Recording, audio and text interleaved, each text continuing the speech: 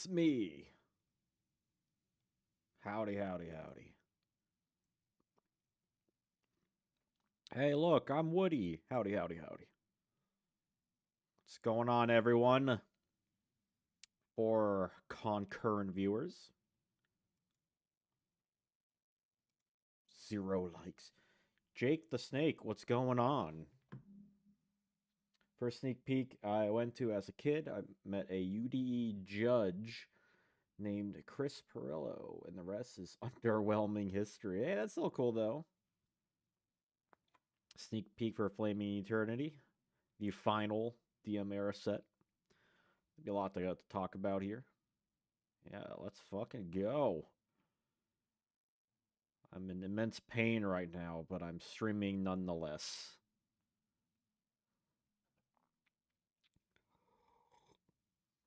I gotta stop. Oh my god, every time I look down, it's just bloodier.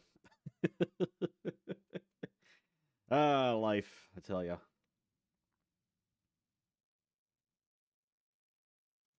But it should be a good stream tonight, I think. Don't know how long it's gonna go. Could be, 2, 3 hours.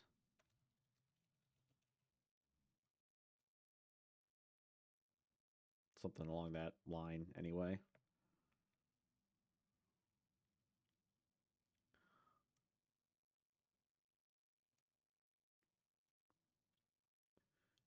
It's very rare I get 5 likes in the first 10 minutes. I was gonna say 5 minutes, we just hit 5 minutes because I'm doing those uh,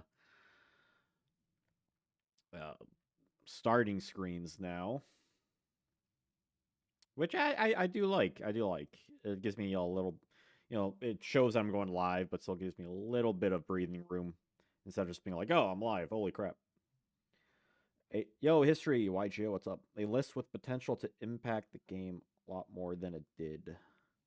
Yeah, it's a set. Really, the worldwide sets. A lot of them were kind of ahead of their time, I think. We see a lot with Flaming Eternity. Like, there is a lot of good cards on here. From things like Sacred Phoenix, Good Goblin, Grandmark to an extent. I mean, Deck Devi. I mean, that one. Oof. Gatling Dragon, Golem Sentry, and Kyron the Mage are pretty cool. Phoenix Wing. I mean, Gearfried was badass. I mean, who doesn't love Gearfried the Sword Master? Remember the Warriors Triumph structure deck with all the Gearfried stuff? For like the Gearfried Red Eyes and other weird Gearfried stuff. This is more because of the. I hate this freaking. Can I get rid of this heart as just hovering and blocking out the messages? Oh no, it's on YouTube too. I don't like this because of the set not being legal on release. Yeah, I mean, was it not legal on release? I don't remember my video on the matter. I wonder if it's still my script still. If I can find my script.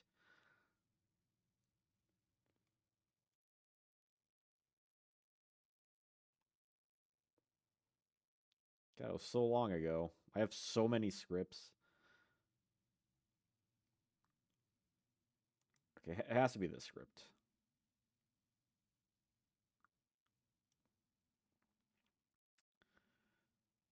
Do do do do.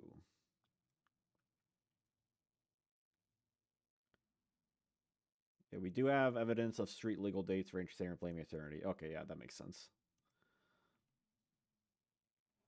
Gotta love Upper Deck. Despite that, still a long-term pack set. Oh yeah, I kind of wonder. Maybe I'll save this for a future video topic. In fact, I'll write it down. I don't want to say anything right now, just because now I'm like, ooh, this could be interesting.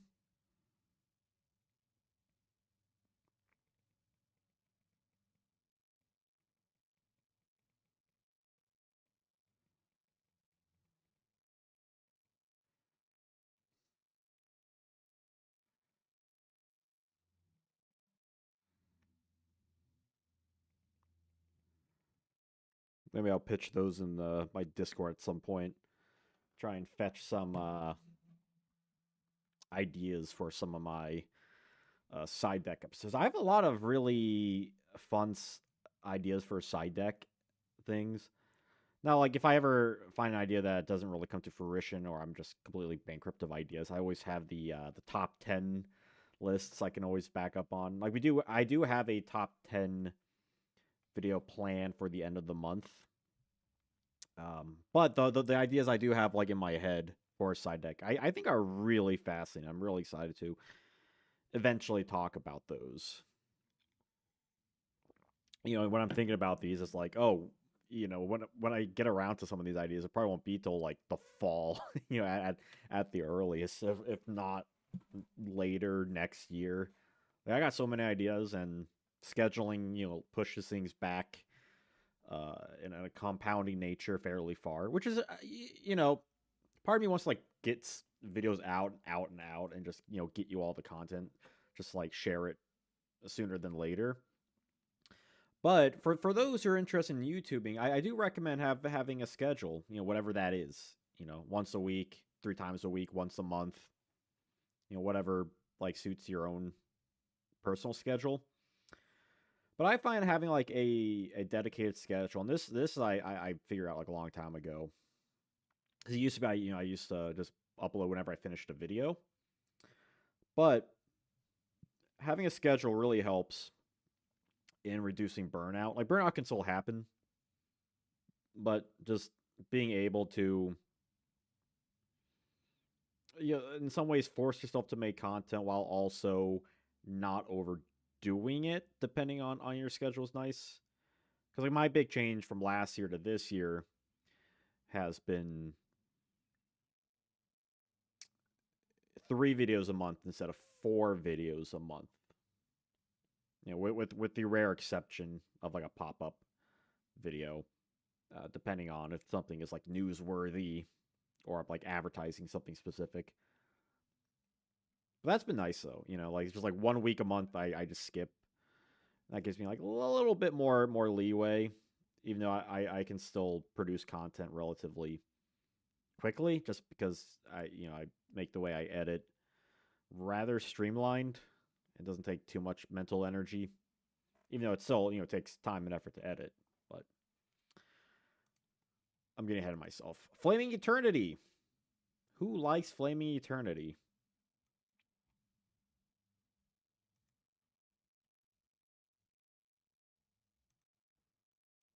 What is everyone's favorite cards from this set?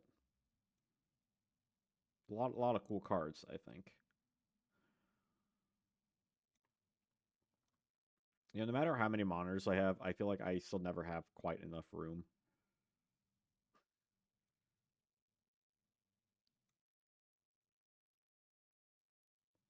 Yeah, I really like Flaming Eternity. It definitely has, I say this for every set, but they all have vibes. God, my leg's so bloody. Ugh. You definitely get a more like fiery, like bestial vibe, which I enjoy a lot. But a lot of people's favorite is probably Rescue Cat. The Rescue Cat's big. I mean, like there are a ton of cards that are good from a variety of things. I mean, Rescue Cat's probably like the big one, right? Like Rescue Cat's. I mean, he's S tier, right?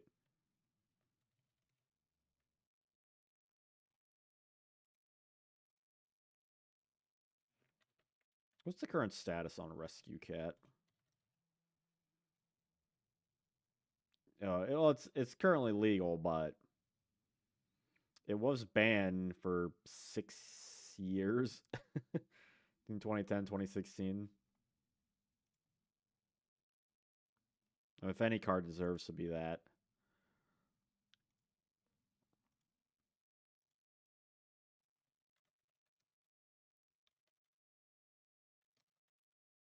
maybe Deck Dev. Eh, not S tier. Retroactively stand strong in Reaper format. I mean, we even see people in Go format with like Rescue Cat decks are pretty scary. Like there is a chunk of these cards that have been on the list in some capacity, which is kind of fascinating. Lightning Vortex, Deck Dev. Was starting Roar ever like Semite or something? Probably not. No.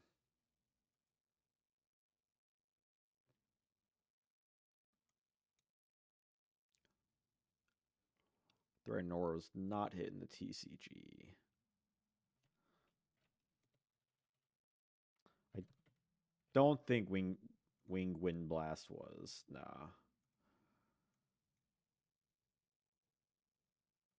I know like Goblin was on the list. This was on the list. This was on the list. This was on the list. That might be it. What was pole position? Is that no? Deck Dev. Not too terribly many cards, but I mean, still ones that like weren't hit are still good cards, or are still very powerful cards that see a lot of play. Yeah, Insect Knight for Demise. I really liked Penalty Game when this came out. Like this was my favorite card when when the set got released. Well, that and Nephthys. Nephthys is just badass. Golden Century was played a little bit. It seems like kind of be more of like a pop up spice. Like feel like there was a short period where it was seeing more play. I think typically you see it more in like go control stuff. Yo, Lead Lover, what's up? Oh yeah, I mean you can name like so many cards from this set. So yeah, Jump Scare. I haven't even seen a new subscriber or any donations yet. Ideally, to have this alert box pop up.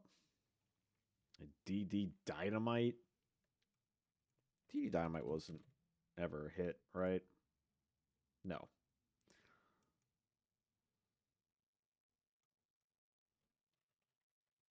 Yeah, Feather of the Phoenix. I think that was used in, I want to say, DDT decks.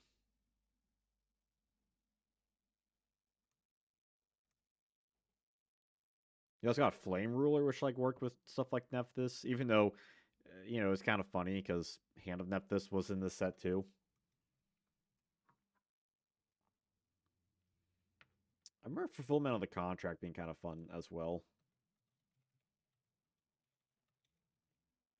Pay 100 life points and you revive a ritual monster. I mean, if you're playing a ritual deck, it's a prima for that. You just gotta summon them normally first. I kind of wish Fulfillment was a card that, like, instead of just being like a prima, it was like a more of like a Monster Reborn ritual spell kind of thing, right? Where maybe you tribute something from like hand or whatever, or banish from the graveyard to like revive a ritual, like regardless of summoning condition or something. But maybe that's too modernized. Still, I mean, ritual support. It's like what? Ritual support. Excuse me.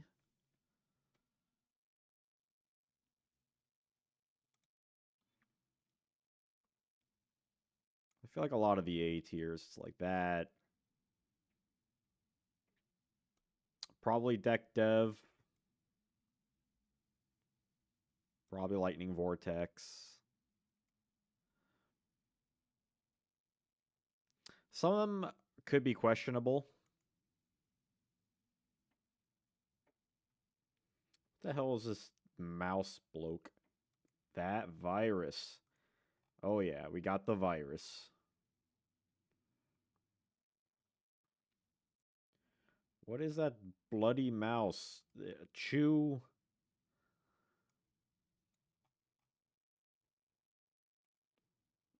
Chusuke, the mouse fighter. It's just Bruce Lee, but he's a mouse.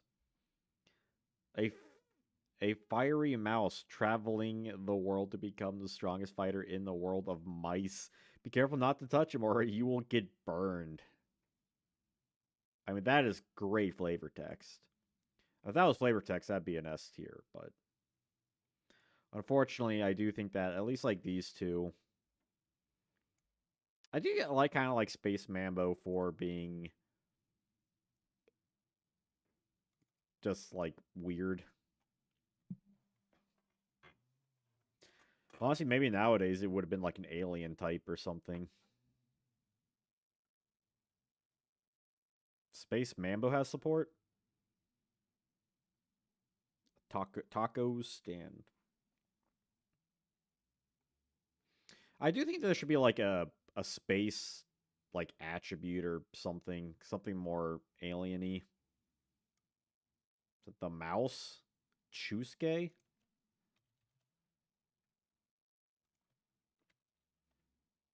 I mean, a lot of the vanillas from what was it, Soul the Duelist had support too, but it doesn't make them any good. What support does it have? Monk, archetype, and series.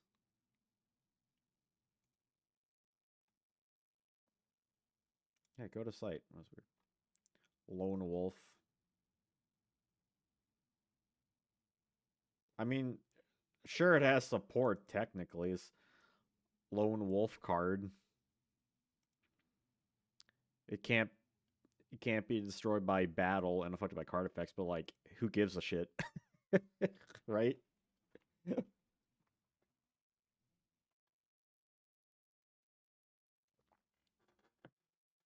Like it's like that card's better if, like yeah, if you're running like the other cards.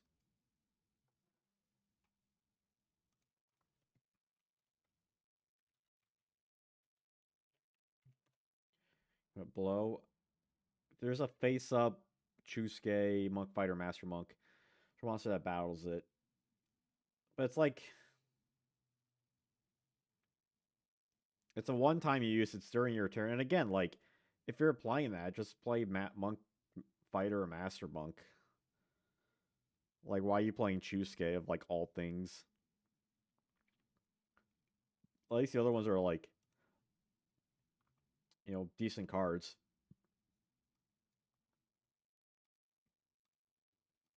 Like you don't play Chusuke if you're like hardcore dedicated, but it's like you'd probably get enough just playing the 6 copies of the 2 monks and not Chusuke.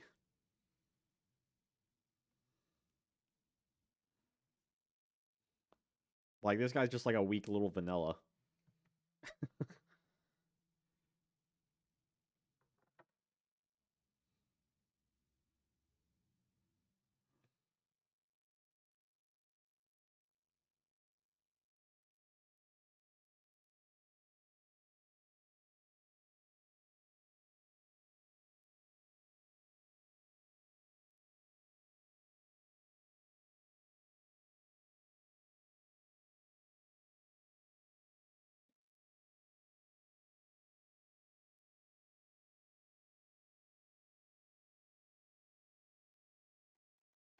I mean, sure, but again, like we talked about a lot of the vanillas in Solo Duelist, and like yeah, you could technically do something with those cards. Technically Steel Scorpion can destroy a Blue Eyes, but like you're not playing Steel Scorpion in a deck. You can metamorphosize this card. It's like, well, that's nice for that.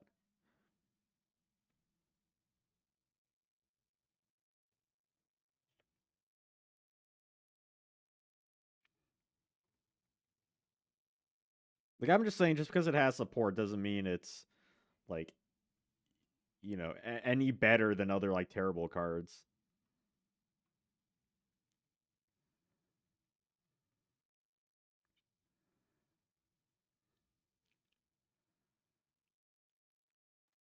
That's all I'm saying.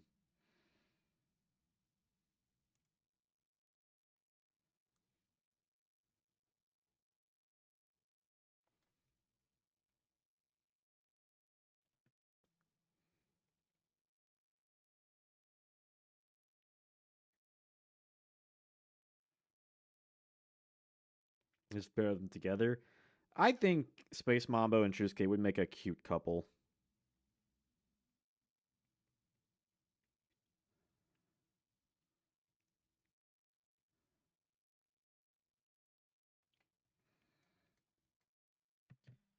Because some of these cards, it's I'll save Nephthys stuff for last.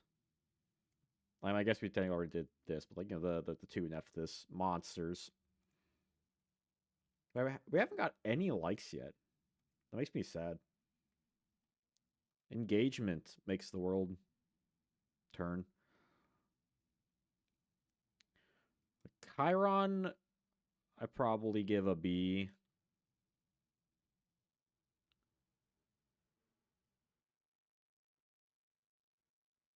Hey, alike.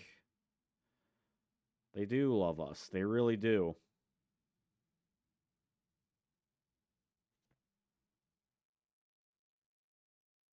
Yeah, like he was a side deck card, but you know, I think B is a good spot for him. He had his use, but he wasn't like a heavily played card per se. We'll say Phoenix for last.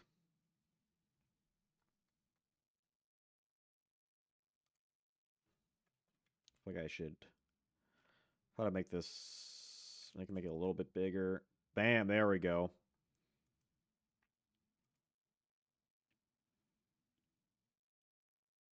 Divine Dragon Ragnarok. That I feel like this card has it been used in something before, or am I just completely?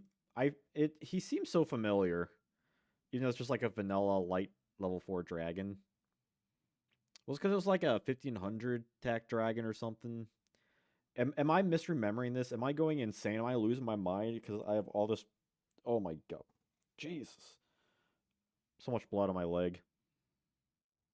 I'm in great pain right now. You'll find out next week why I have so much blood on my leg. He looks like a Tenny. He kind of does. Yeah, he's King Dragoon material, but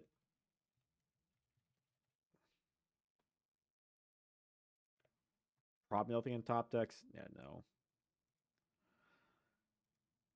What was King Dragon's other? Was it Lord of D?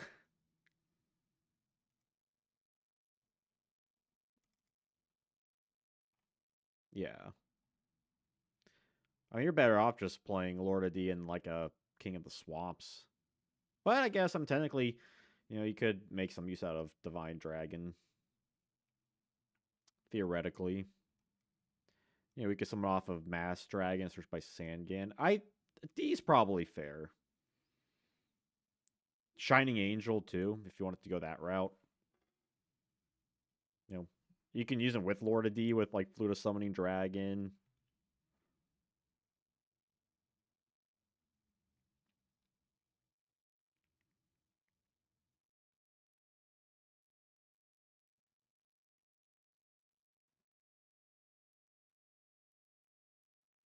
Sorry, just work related things.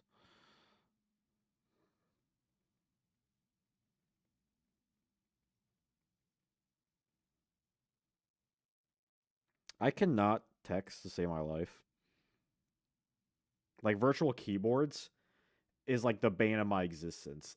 I've been using virtual keyboards, like seemingly forever now.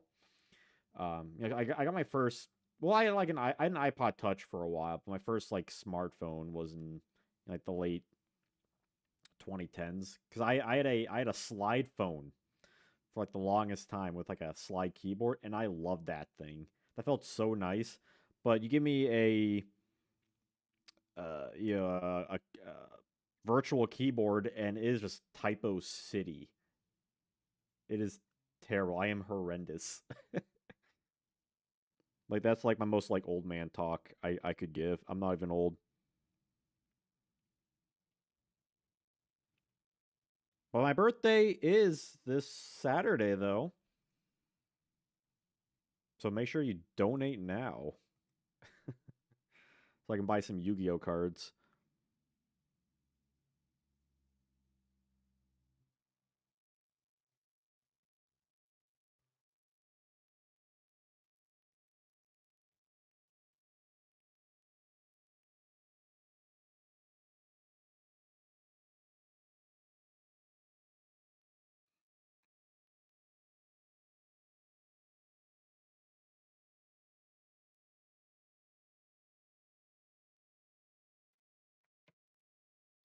Oh, let's see here.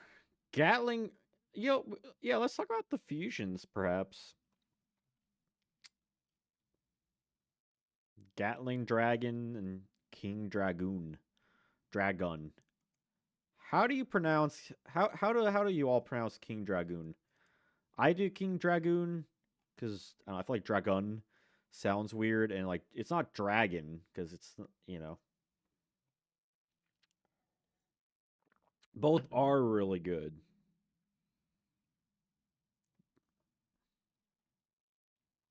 This guy like protects your dragons. Great with Horus. Honestly, great like in his own right. Like I lost. I was in a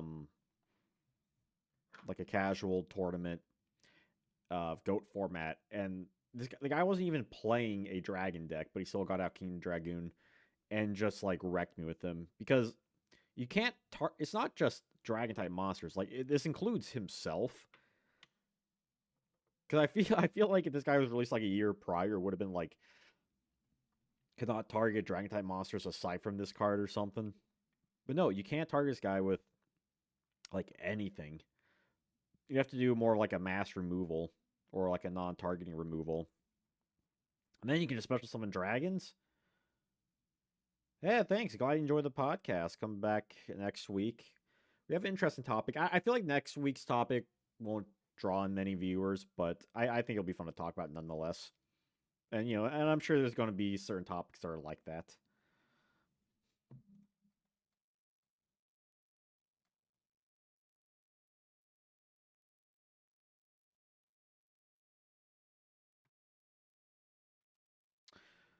So I am curious though on King Dragoon on his okay.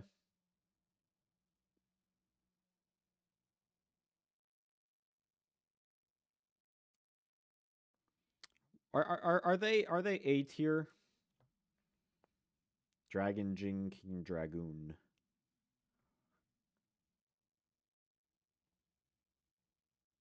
I'm all down for doing like the OCG kind of thing.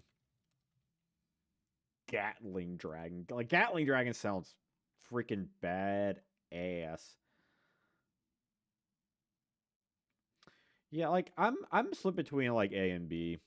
But I feel like a lot of it is just like it's hard to tell with fusion monsters because a lot of their like top decking stuff is just like maybe they're just in the side deck, and a lot of like both these guys are mainly in the pre-master rule era where you could just have like everything in your side deck. Yeah, it's okay. It seems like everyone's kind of leaning towards B for them. I think that's fair. I mean, honestly, I kind of wish that there's like they release a little bit more Barrel Dragon support to like get this guy out. Like this guy desperately needs a reprint, by the way. Like it is a shame that Gatling Dragon hasn't received like a good reprint in a while. But I think that'd be great if they release a card that lets you get this guy out like really easily. Because I really like the Barrel Dragon deck stuff. Good Goblin Housekeeping. Good Goblin Housekeeping's a weird one. I go over it a lot in my Series 4 video that's next month. It's like it's mainly good with like emergency provisions. Imagine such ship for the new Barrel Dragon. Barrel Dragon, love it. I love that we got the Lost Art Barrel Dragon. I have a copy of it. I even built. I have the cards for like a TCG Barrel Dragon deck. I got the Heavy Metal Raider deck for speed duels. Put that together.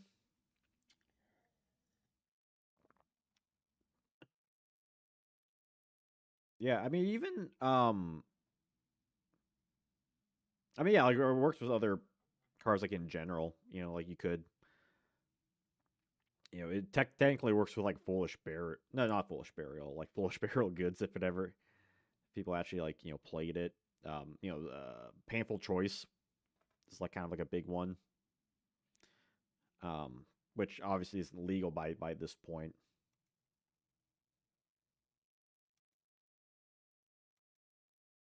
But it's definitely one of those cards that I think a lot of people look at and like, why is this on the list? This is stupid. And then you like do some research and you're like, oh, this card you could draw a lot, and and honestly, rightfully so. A lot of these cards got hit before they saw real play, because I mean, that's what the OCG in some ways is for, right? To look at certain cards and how they impact the meta, and like and for Upper Deck or Konami, whoever owns it at certain periods of time, to be like, oh, this might be a problem. We should just like go ahead and hit this because we know what's up. Some people may not know what's up, but we're doing it. We're doing what's best for business here.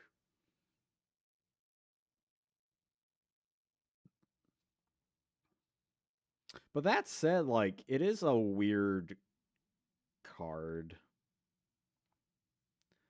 I mean, yeah, I think like the limit on it alone is worth at least a B. I don't I don't think I'd put it higher. Yeah, for I mean, yeah, for a reason that like it did always have the potential to be like absurd. I think is worth enough. Insect Knight is one that's I'm a little more curious on, because his main thing wasn't demise OTK, right? To have vanilla select send, and send 2 level 4s, you get demise out, and also if you just hard draw it, it's a 1900 beaters, which it's like that's good in its own right. It's not inherently bad. 1900 is a good stat to have for a vanilla monster that that is prime focus is just to attack, right? Like that's why it's made. Insect beat decks, was that was that a thing? The insect knight. Giant ballparks. There's a regionals in 2019. Giant ballpark, I think, is a pretty underrated deck. I really wish more people experimented with it. Yeah, basically just 2007.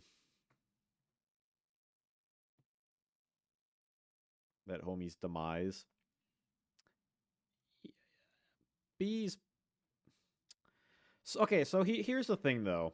Um,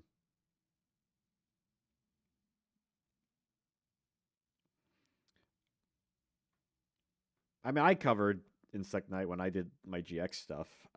Like the thing is, I I think we put Metal Armored Bug in C. I think because it's like it was basically only used for advanced ritual art, right? Like it's more so for like all the other cards. Just does so like with that logic that we've did, would you put Neobug at B? Did we get to Neobug yet? Yeah, like Insect Knight is better because you can use it when you draw into it, right? But like,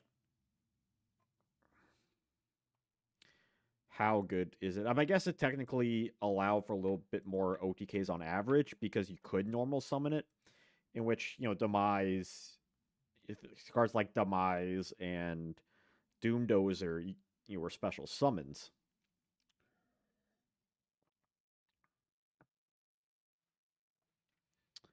But does that mean he's like a B tier?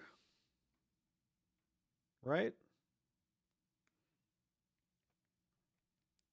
Like it like does it make him that good to like it's like because like, again the whole thing with Metal Armor Bug, even though I do agree this card's like it's better on average.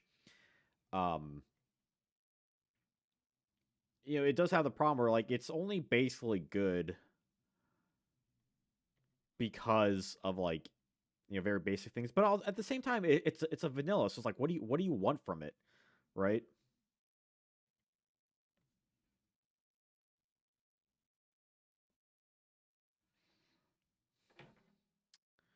That's the tricky thing about vanillas really is like, I mean, I guess like because it's really just because of Demise and Doomdozer, right? Because otherwise, what makes him different from Luster Dragon or Vorse Raider or Gemini Elf. I'm feeling C. I think when I was first thinking about it, I possibly could have done B, but yeah, I don't know. It just the card's good. I do think it's better than Metal Bug, but I think it's still under the same context of the card being good, because otherwise it's just like an average beater, right? Like it's only gained notoriety because of other cards that have good effects, right? I know that kind of that can mean one thing or another, but I think that's just the state of vanillas, really. Big bug beater. Yeah, like it is good on average, and all the other cards that like make it a lot better are just those are the better cards, not necessarily Insect Knight. And I think that's what it boils down to.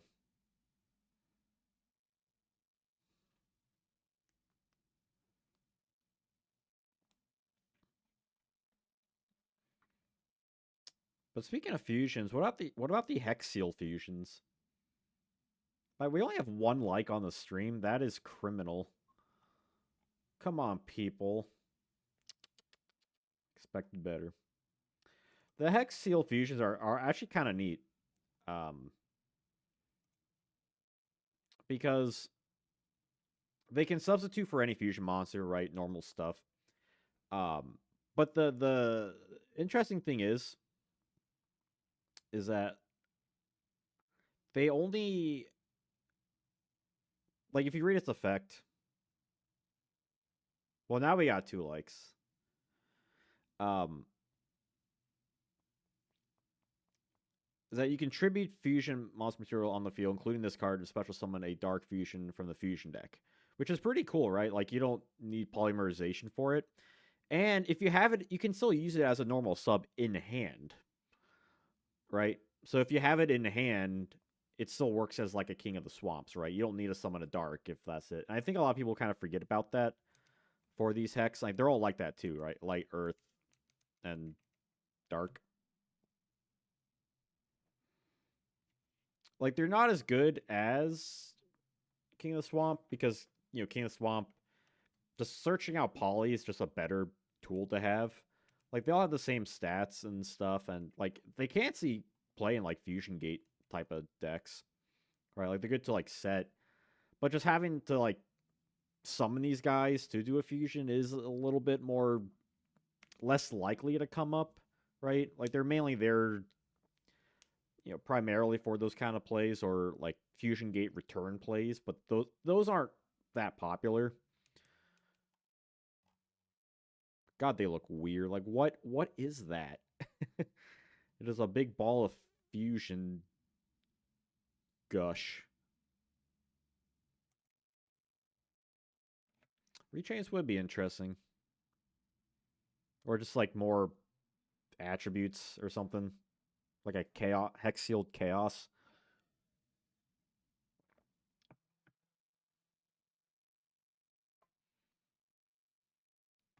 I feel like these are also C. Like they definitely feel like they're good cards, but you know that's it. They're good, right? They're good. Not great, not bad, but good.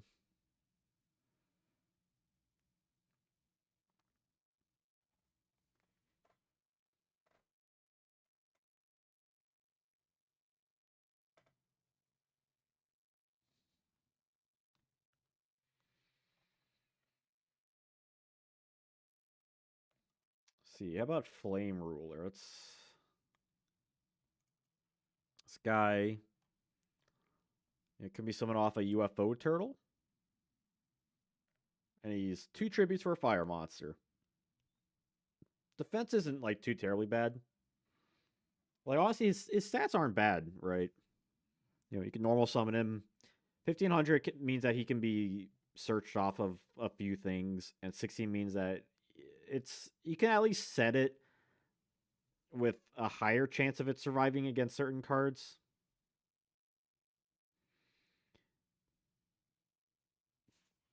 Yeah, Hinokage, Yamato Dragon, Sacred Phoenix,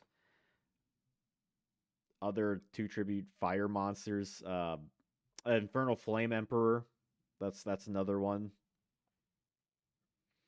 Although, I mean, the argument could be made that you kind of want more monsters to tribute for Infernal Flame for its on summon effect. I know you can get Phoenix out. Like, it seems like another like fine card, right? I'd probably give him a C. Like, he has a use. His stats aren't terrible.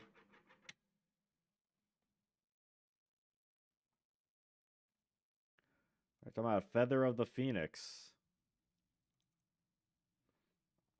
Talk about discard a card, top card. It's kind of like Monster Reincarnation, but it's a little different utility. I'm pretty sure like its main thing was in DDT decks.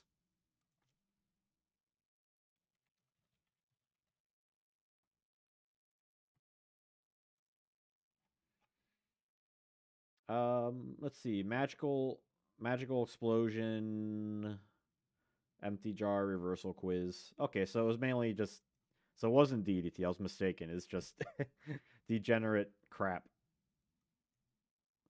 It was using a Belgium national in 2019 top 16. That's kind of funny. But otherwise, it's kind of sparingly used, right? Like its top decks were 06, 08, 2010, 11, 12, 14, and 19. Like that's kind of interesting, right? It wasn't like a lot. It was just like a deck here, a deck there.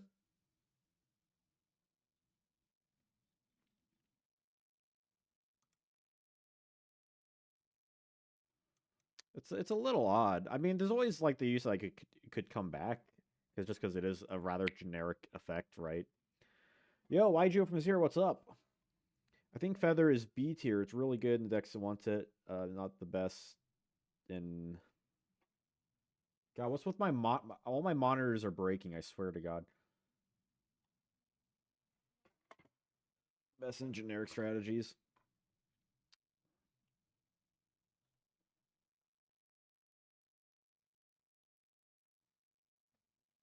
Oh, nice, nice in a fiber format.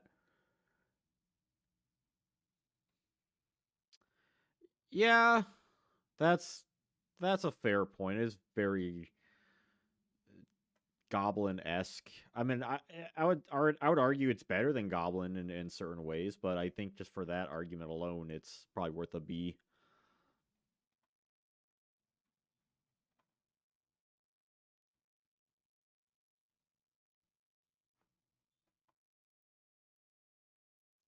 Because it can come up in certain decks, right? And like if you have something that has like more top deck crap, threatening roar, I could definitely see that being a B. I do kind of wonder if we're underselling it though.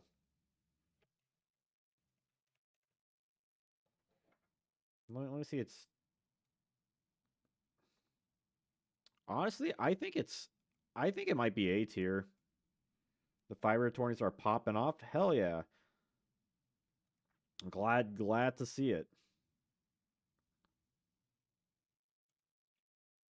Yeah, Threatening Roar has seen like way more play than I think like most of the cards in this set. As late as 2021 at a championship qualifier in France. Qualifier Australia in 2020.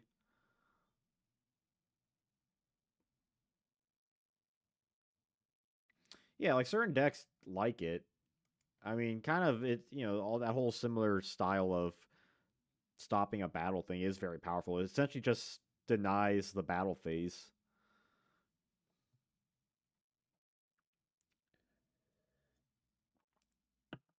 Like it's kind of like a upgrade to Waboku. Like play this some bitch in Exodia.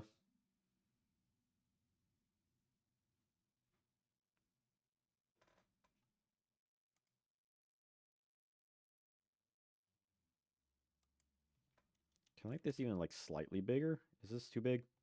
Yeah, it's too big. Right, upper deck, ruin, hollow life barrier. What they do with hollow life barrier? Remind me. Yeah, it was Stein. Any like OTK like uh, punching deck? Oh, yeah, that's the actual Boku upgrade. Hey, what about Enchanted Javelin and Nutrient Z? I remember when Enchanted Javelin was out, it was like this is the card that you need to play to in like the battle phase. Maybe that was just me when during the Pharaoh Servant era. But I definitely remember seeing that card, getting that card, and being like, "Whoa!" It's like Waboku, but you gain life points. That's nuts. Hollow Life Bear is still really good though.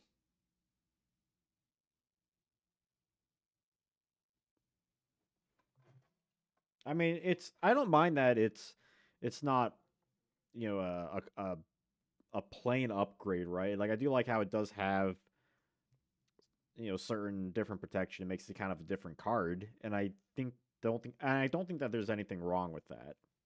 It would have been nice if they had battle protection, but you know, it is what it is. I guess.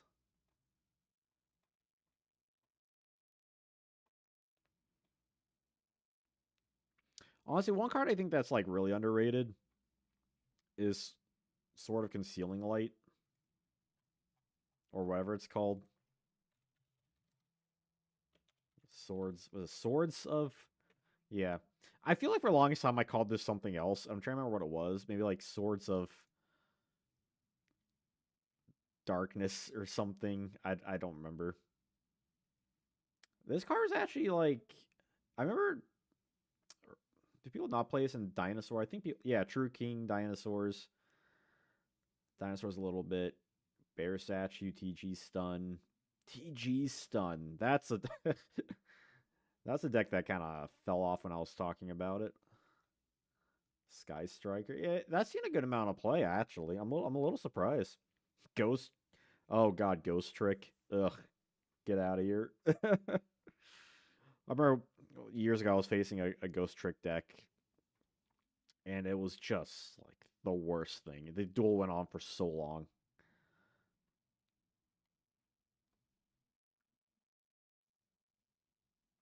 That's probably a B tier card, right? I don't see it being A tier. I suppose there's always an argument for it. I don't think it's C, and that's why I'm saying B.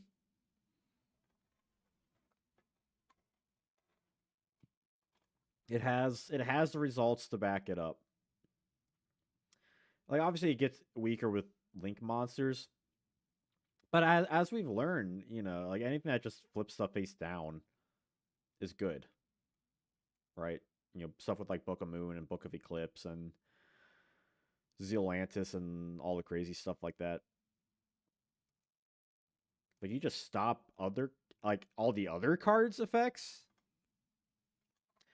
Yeah, it is a bit niche, but it's also a little bit on the generic side, I guess, depending on the meta. I mean, yeah, it's not as good as like Book of Moon and Eclipse, but yeah, I think B is a good place for it.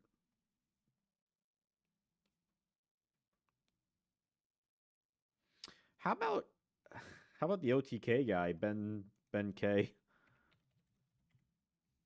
Does this guy actually see any like meta play? One event in 2005, top four. The Armed Samurai Ben K OTK. Each equipped card equipped to him gives an additional attack. He's got 500, 800. So that can get pretty strong.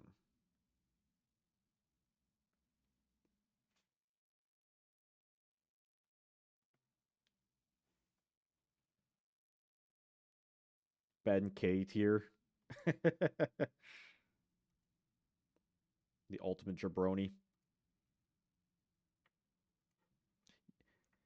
Yeah, of course. Ben would like Ben.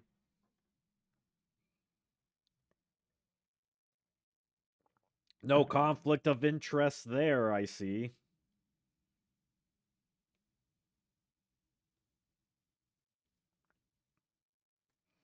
Oh, oh my god. I got so much blood on my leg. Why the hell is it bleeding so much? Oh, god damn.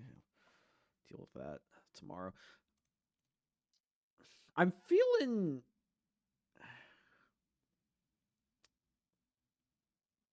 I'm feeling B. Oh, well, what happened to my leg? I don't want to show it because there's blood everywhere. Um, I got a tattoo today. And like in all my other tattoos, they've had a they put like a thing over it, right? You take it off in 24 hours, and then you clean it, whatever. This thing is different. It's like I think they call it like a second skin or something, where it's just like a film thing over it, so you can still see the tattoo, but it's like you see all the all the ugliness that it normally hides. But it's really cool though. It is a Yu-Gi-Oh tattoo. A Yu-Gi-Oh tattoo. I finally got one.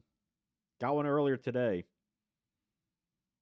I'll have to go and I'll have to go back to the shop tomorrow and get a new thing so I can clean it a little bit because they said I could. But maybe next stream I'll show it. I'll show it off. We'll see. The difference between like the normal covering and I'm just gonna throw I'm gonna throw Ben K and B for Ben. Um, but yeah, like so normally with the like the normal method of like the padding stuff, right? You have it on for like a few hours, 24 hours, whatever. You take it off and then you do normal stuff. This film thing you need to have on for 7 days, and then you take it off, you clean it once, and then like you're good, which is really interesting. I don't know which one I prefer because it's my first time actually dealing with this method of tattoo care. It sounds nicer though, because one, you can see it when it's done, even though it still needs to color set and whatnot. But also you don't need to clean it for like a month, which just seems really odd, right? Going from a month to just down to a week. So we'll see how the process is by that point. But it's definitely interesting, I think.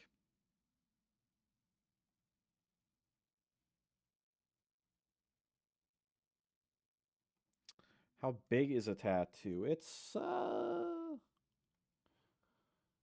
like that big, like here to here. It's don't know how many inches that is. Like maybe, well, this one's like 4 inches, I think. So I'd have to measure it, but it's definitely somewhere between like maybe around like 5 inches. I would think.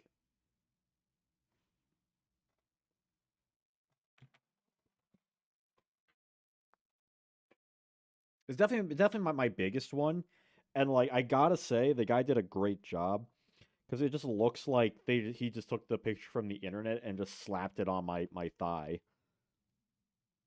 Like it is pretty nutty how he did it. So if it looks healed enough to like show off next week, I'll show it off.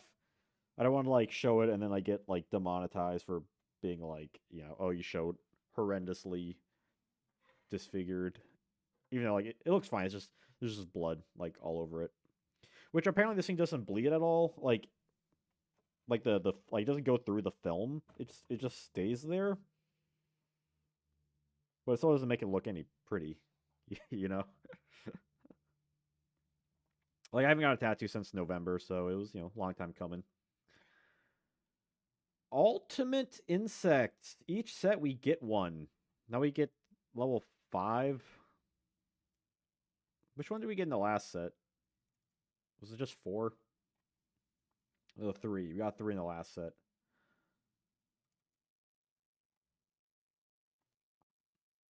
And then Lost Millennium was level 7, right? So this one has to be summoned off of level 3.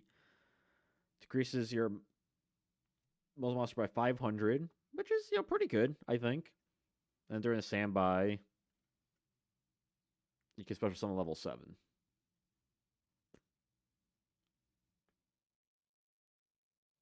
Like, it's not a great card, but I mean, as far as, like, the levels go,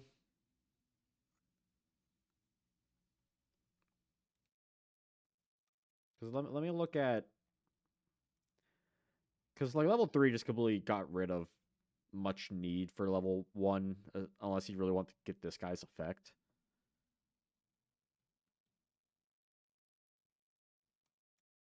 But, like, this guy isn't, like, too bad. Like, if you get him, like, if you summon him out. And, like, at the very least, right, if you need a 1 tribute thing, 23 is not too terrible. But you don't get its effect off. But if you get its effect off, I mean, that is a pretty significant attack decrease of, like, your opponent's cards, right?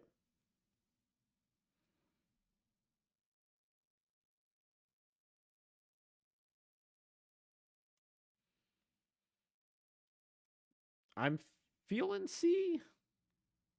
Yeah, level 3 is, like, not particularly good. But, I mean, if you get it off with, like, Howling Insect or Flying Kamakiri, you can get this guy out, like, pretty quickly. I have seen, like, people, like, more jank casual, like, Ultimate Insect decks. And that definitely is, like, if you want to play an Insect deck at the time, like, that's definitely the direction you want to go in, is Ultimate Insects. Cool, Ultimate Insect and Reaper. Yeah, because, like, I think, like, honestly, like, I do think level. Why is this still in RDS? Go to Flame Eternity. Um, like, I do think 5 and what's the other one? 7. Like, I do think, like, they definitely rank up better, and it feels like they're doing that, like, on purpose for each set, right? To make, like, this one's kind of like the last one, but a little bit better. And I know that's kind of how, like, they all work, but it definitely they're building up to something stronger. And, like, if you compare this guy to, like, Armed Dragon level 5, I think they're probably, of similar functions, but obviously, like, I do think Armed Dragon is a bit better. I feel like C is good though. Like, I think it's, like, if you're asking for a card, this guy is definitely, it's like how C kind of is, right? It's like it's averagely made. It has its uses, but it's,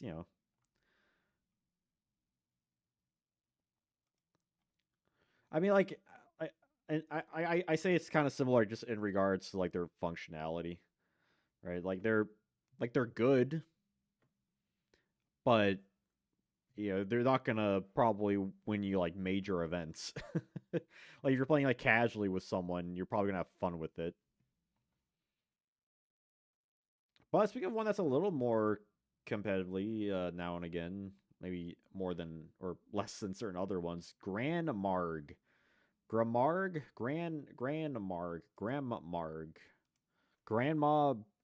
Grandma the Rock Mommy.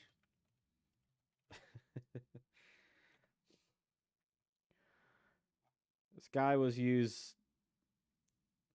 in a couple Monarch decks, but 13 gauge Monarchs. That one's, I really like 13 gauge Monarchs. That's a deck no one talks about from the 2007, like, Nats season. I believe that was Trooper format. 13 gauge Monarchs was just, like, a deck that used, like, 13 Monarchs, and it was just essentially just would just, like, recycle Monarchs and protect them and stuff. It was kind of crazy. Incredibly glass cannon. I'm not surprised he didn't really catch on. So I think there's also, I want to say 12 gauge monarchs was like a basically the same thing. But Grandmark's kind of like the least good of them, but I don't think that says like he's a bad card because you can sort of like any face down card, which it's a little bit different than like Zaborg because Zaborg can like target a monster on the field, and that's usually more useful. Like I'm not saying this guy's better than Zaborg, but just destroying any face down card, which includes back row or set monsters, does have some uses. And if you're playing an Earth deck, it's like, well, as far as a one tribute Earth monster goes, because the thing with Mobius, like Mobius is good too, but Mobius also can't deal with monsters. This guy, you get a little more leeway with the specifics. Like, yeah, it's not as good as Mobius or Zaborg, but it does have like, a solid effect, all things considered. Yeah, it just has to be face down. Take that, Sub Terror and Ghost Trick.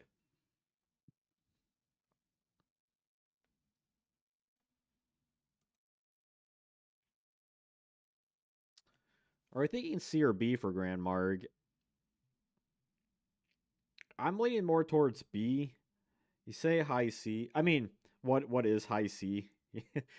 there is it's C or B. Yeah, like honestly, it felt like maybe Grand Mark should have been released first instead of Mobius. No, wait, was it Zaborg? Was Zaborg released first? I think it was Zaborg.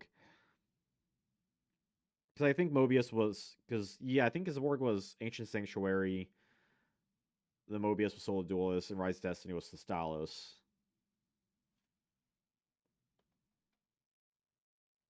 High C orange drink.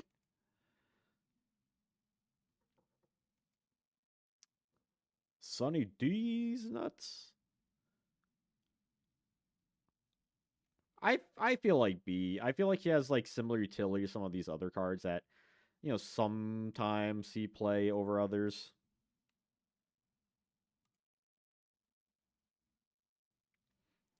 When are we hosting Goat format Jeopardy? You can do that. Get JDZ, some other people on. I feel like that'd be a complete shit show. What was the first monarch to be released? Or however is no, like how would it be worded in Jeopardy? Like this was the first monarch released in ancient. I don't know. I don't like how they do it.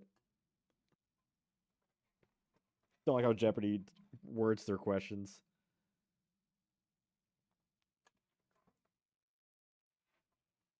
I always like the one with the SNL Jeopardy with Norm Macdonald as what's his face with the mustache? Burt Reynolds. What was his name? Like Turd something? Turd Ferguson? Is that what it was? Yeah. Crush question related to DM stuff.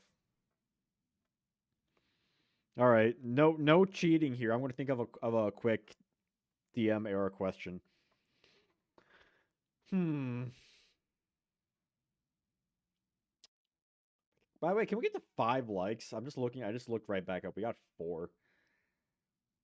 A random DM era question.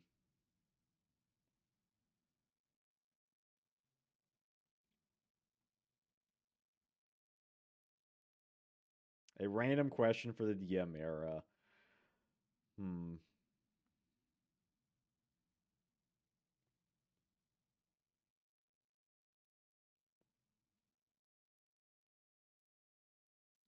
I'm trying to think of something that's like not too like way too niche, but also something that isn't seemingly super easy either.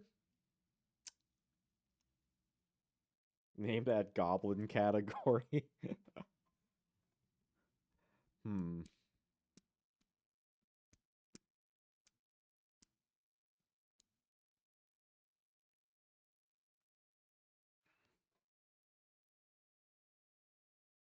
This is tough. This is a little tough. Like I think of one question, but then I can't think of the answer myself. Hmm.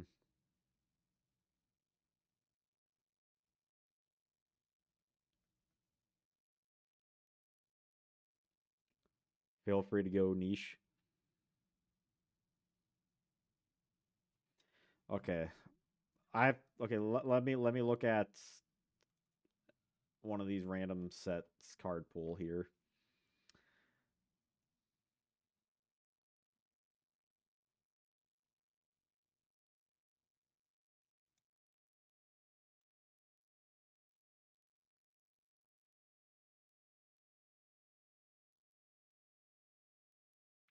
That's okay. I haven't said the question yet.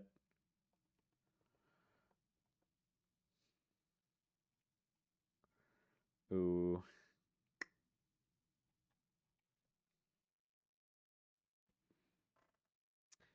Oh, now I'm having like a complete like mental block now. Like what question?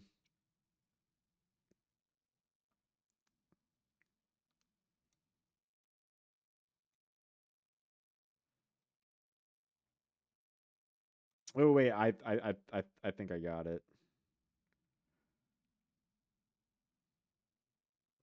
I think I got it.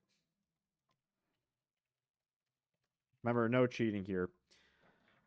What is the attack stat of Reaper of the Cards?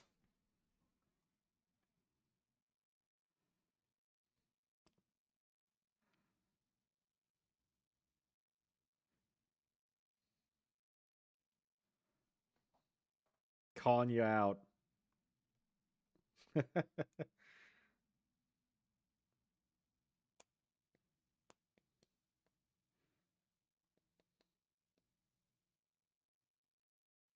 Hey, Karen Azulam Rosela. Was it Roseo? What's up?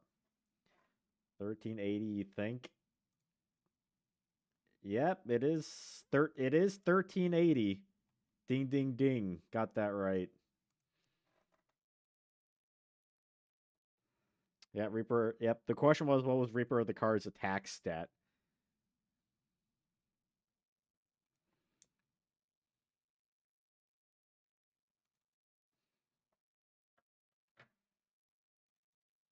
So I'm just like it popped up in my head. Oh, I'm doing all right. It's my birthday on Saturday. I got a tattoo today, so my leg's all bloody. Living the dream.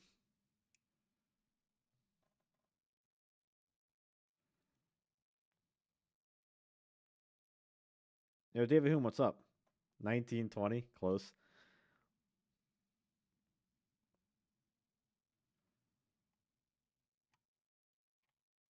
Okay, question number two. There's no prizes for these. Um, Let me just pull up the card so I.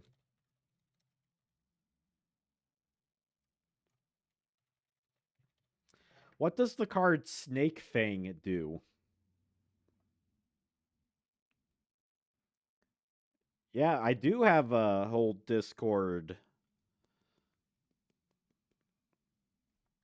It's there should be a link in the description of this live stream, really, any of my videos. There should be a link to my Discord on there. He didn't prepare. The only thing is for sure is that nothing's for sure. Quote Sting. Yep, ding ding ding. Lead Lover got it right. Lowers 500 defense. All right, I'll ask. I'll have one more question.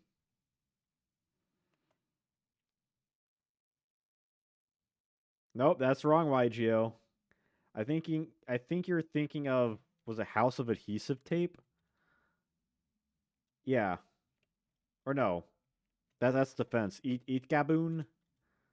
Yeah, eat Gaboon.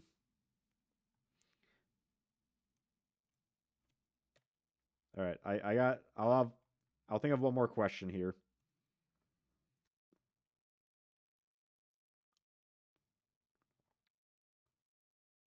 Hmm. I don't want to do like the same kind of like what's the stat, what's the effect. So I've got to think of something kind of interesting. Yeah, old packs,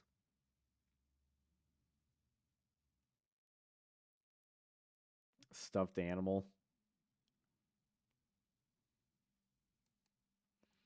I could think of something really tough, I think.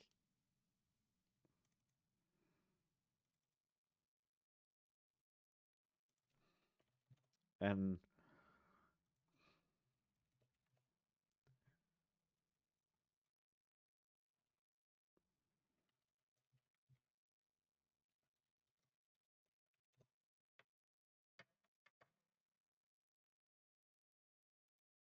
okay, get ready for the question number 3.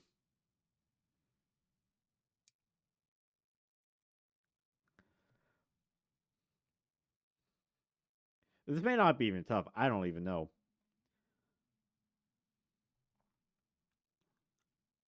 Let me just confirm that my question is correct. Okay.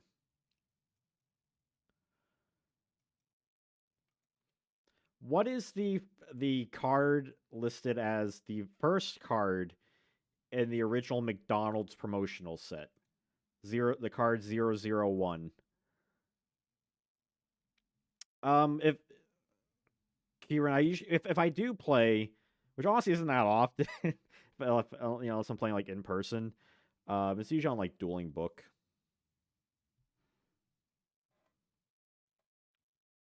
Yep, ding ding ding. History YGO got it. Millennium Shield. Ronald McDonald. We need a new McDonald's set. I don't know about you guys. I think we do.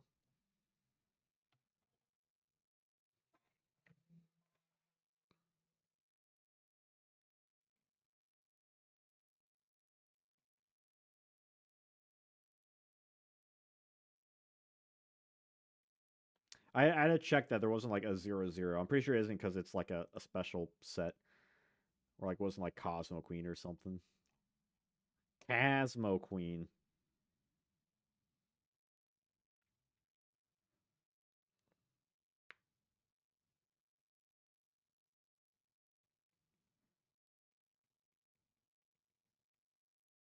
A Burger King set. Wasn't there like Burger King Yu-Gi-Oh stuff at some point? Or am I just tripping?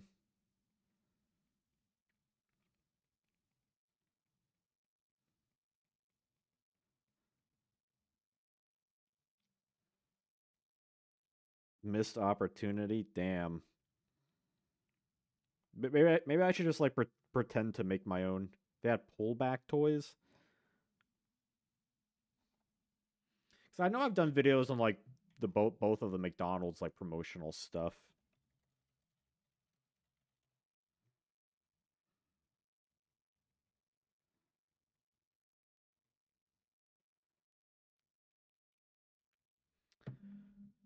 Yeah, they had yeah, okay. They had like a movie tie-in.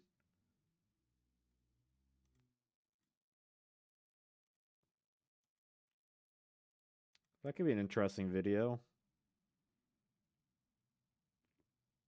I'll put that on my ever-growing list of video ideas.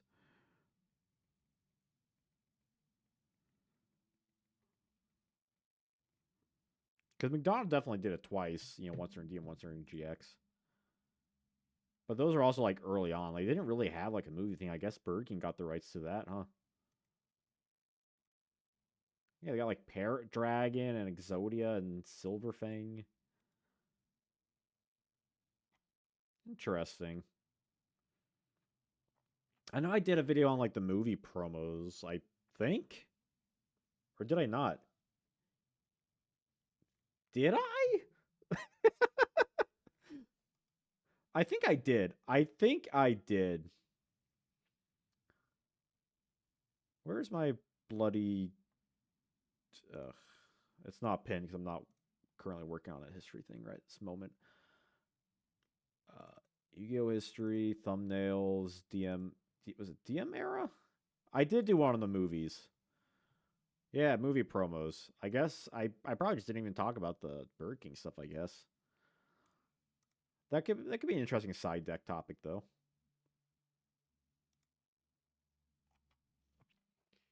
But we should continue on though. Okay, random card, DD Dynamite. It's like 300 damage opponent's life points for each of your opponent's cards that have been removed from play. It's a little unfortunate that it's not like all the cards removed from play. I feel like you have less control of your opponent's removed from play stuff.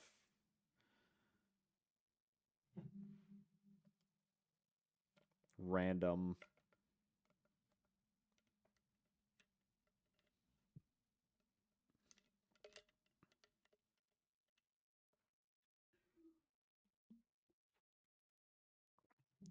I mean, this isn't really considering Master Duel in mind, but we can look at it in regards to the card having potential for X, Y, and Z.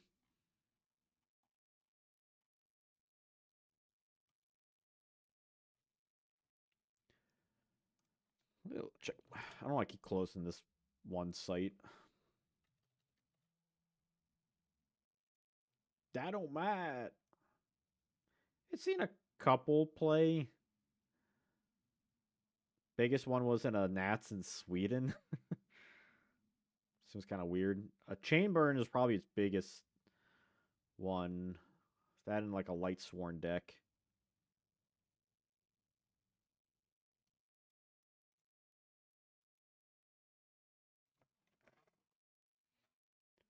Don't you love different metas?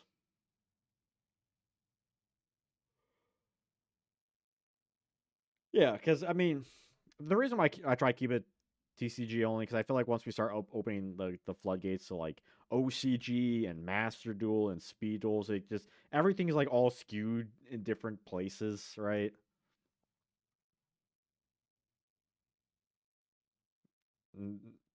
It should go in D for DD. Duh. I I could see an argument for B or C. It technically has seen tops.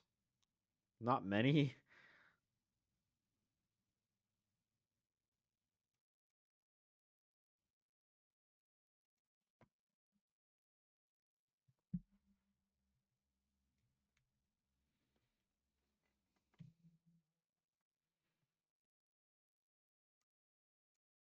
Maybe C.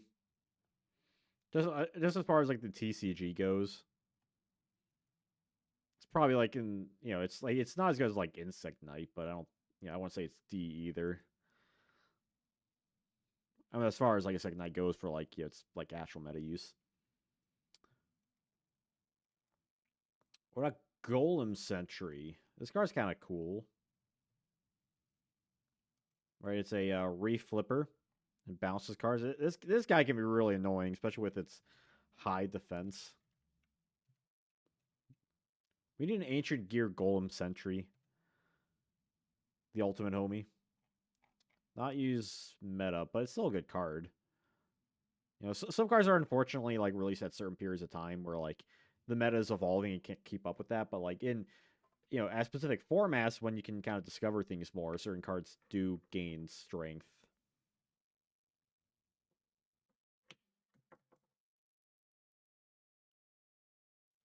Yeah, I agree. It definitely seems like it could be like a B or C. Rock stun. I mean, when Invincible Fortress came out, I mean, come on.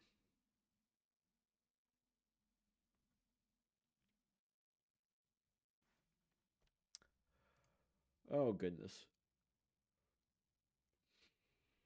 I hmm, I want to say B. I don't know. Some of these are kind of tricky.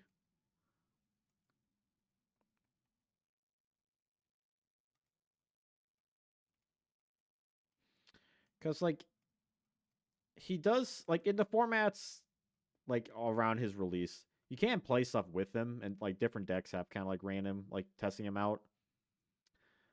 But they feel like they never, they never really gained traction with him. I think it's kind of an issue, which unfortunately a lot of cards kind of do. But I still think he's good though. Like I think he's better than the other cards in C.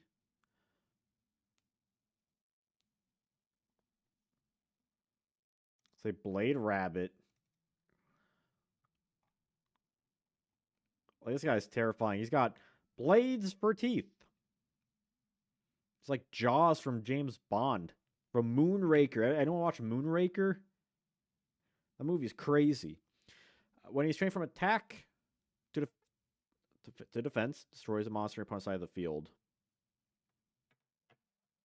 Just Dream Clown but weaker. Origin Zero, what's up? Anyone watch Blade?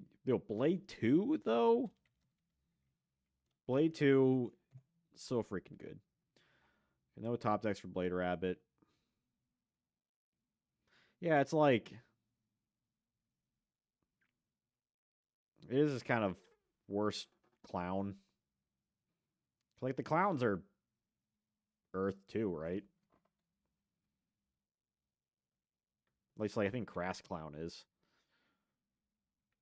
Blade 1. Blade 1's really good too. I just feel like Blade 2, since it kind of recaps Blade 1 and then just like ups it, I feel like you almost don't even need that. It's almost like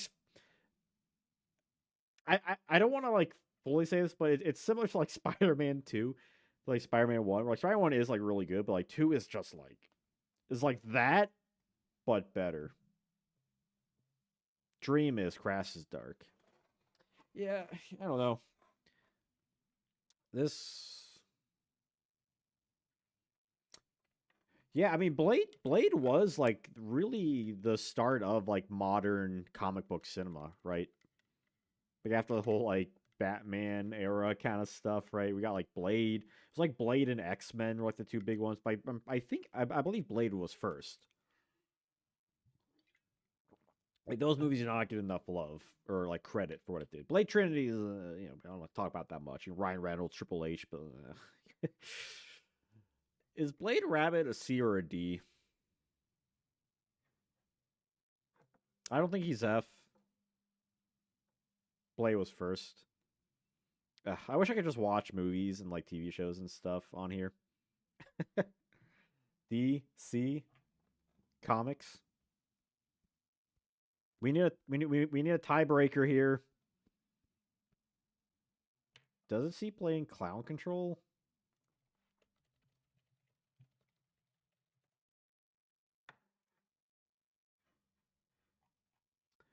I suppose it does, but no one plays Clown Control though. That was definitely more of like a Goat Revival era kind of deck.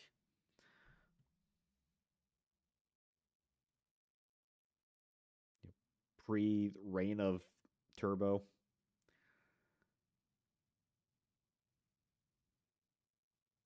Like the deck on Go format does have two.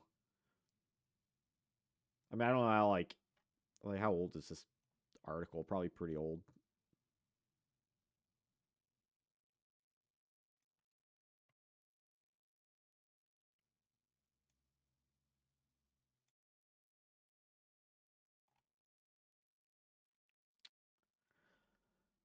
What about this deck? Someone just made online.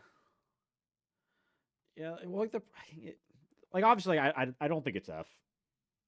Like obviously not.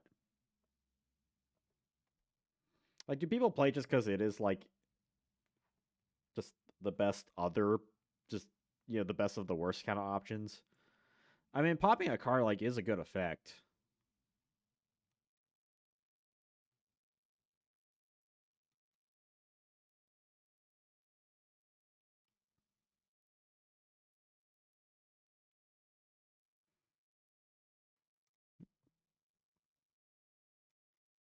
We do need a tiebreaker on this though. Origin Zero says D. History of Yugioh says C. What's the tiebreaker for Blade Rabbit? First person comments gets it. See? Okay. See it goes.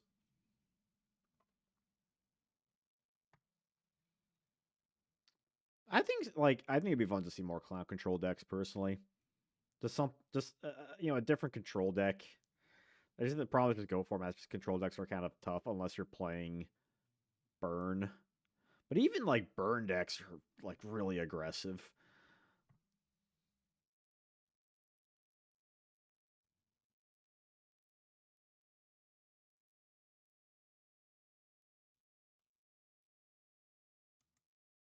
Was Dreaming Clown not in my Metal Raiders tier list? Oh, are you asking where was it? I mean, I think the clowns are, like they have more historical value of like play.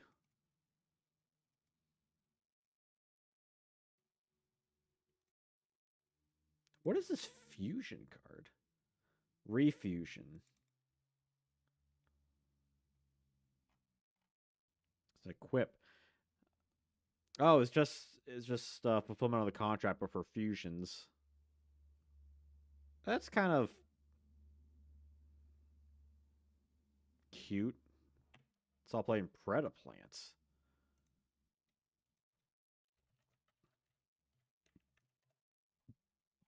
Uh,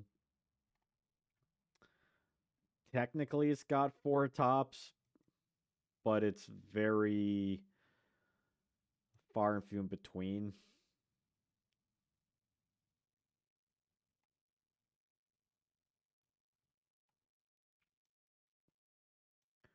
And there's a Formation Dolls, Fusionist Turbo. What the hell's Fusionist Turbo? That's just a bunch of like random crap.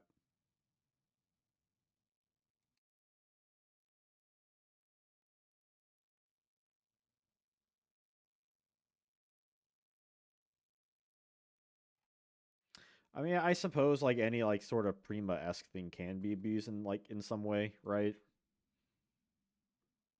Although it makes it tougher with fusions and rituals though, because you have to sum them properly first.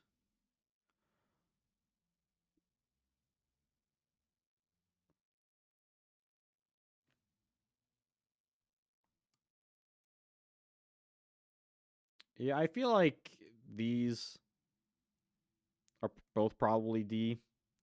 Like like the effects for what they are like good, but it's the context of what their targets are makes it really tricky.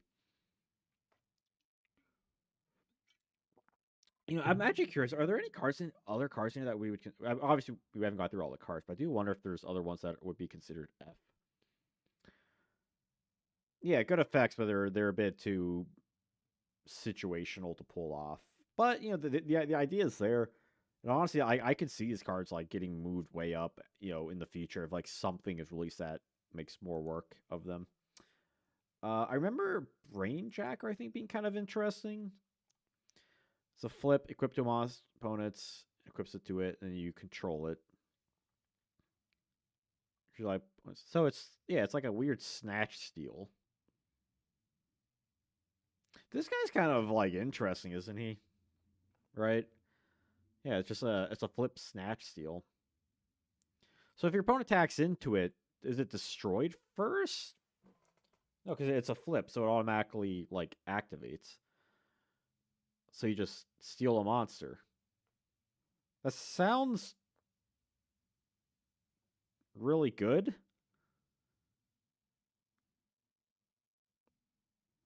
Or if it's attacked, then it's destroyed.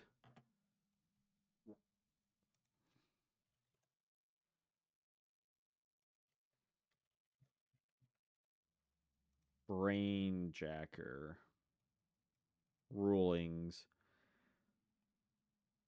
Oh, okay. If Brainjacker is flipped and destroyed by battle, the effect still activates and starts a chain, but you cannot take control of the opponent's monster. That seems stupid.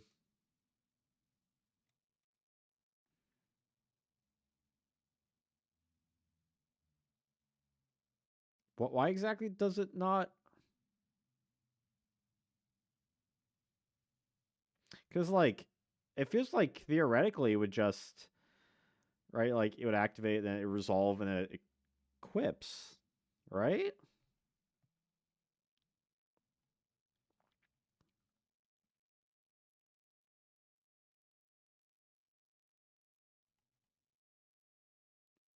I'm just trying to like figure out like what's like the Yu-Gi-Oh like reasoning behind this.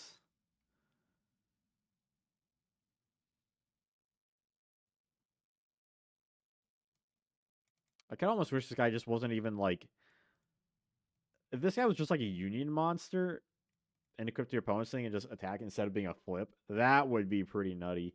Kind of like a Union Rider type of deal.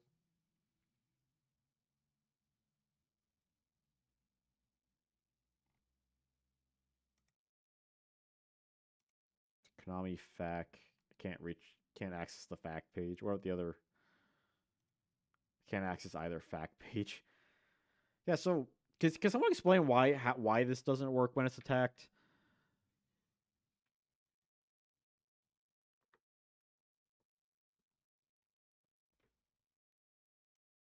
Because it just says like it starts a chain, but you can't take control of the monster. It's slated to be destroyed. Hmm. Yeah, that makes it a lot worse. This guy needed like first time it's destroyed by battle. It's not. That would be crazy. Yeah, I feel like just because its effect is like kind of more useless than it is not. I feel like D would have to get. Yeah, if it's not flip, like if you I mean, it only controls one monster too, so like there's only so much you can do with it theoretically.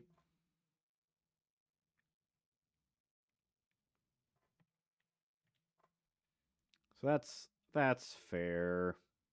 Yeah, it's not trash, but it definitely seems more fun than it is. Like I could see people in the playground like cheesing the rules there.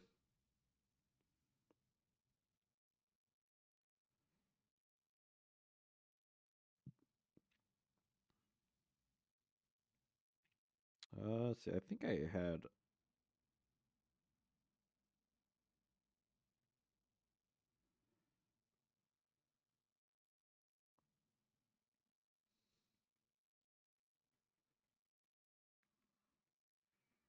I'm trying to make like a list of like cards that would have like playground rules.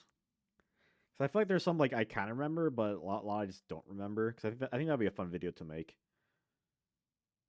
Yeah, that at least like gave it like an interesting flip effect. It has some inherent downsides. Just how the mechanics of Yu-Gi-Oh work.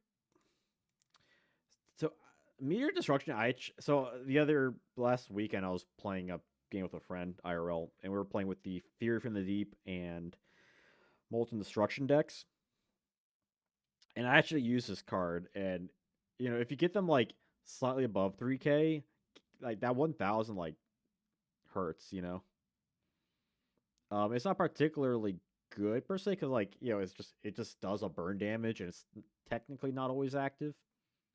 Which I completely understand why they have the drawback of not doing that, but it's also like it's that much better than Ukazi, right? Like Ukazi, you can definitely hit with more damage, right? On average, no restriction. This is only 200 more, which isn't really that much. Yeah, I feel like D is probably another good spot for that. Only 6 likes. What's up with that? Yeah, like it's not trash. Like 1,000 damage is still good burn damage, but like you can't use it for game. But it definitely gets you a little bit closer. But at that point, like you'd rather just play better burns at this point in the Yu-Gi-Oh card pool. Yeah, like normal ass burn, normie burn, casual burn, slow burn. You could call it in a way.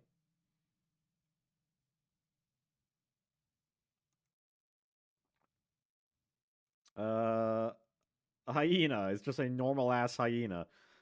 They didn't even try.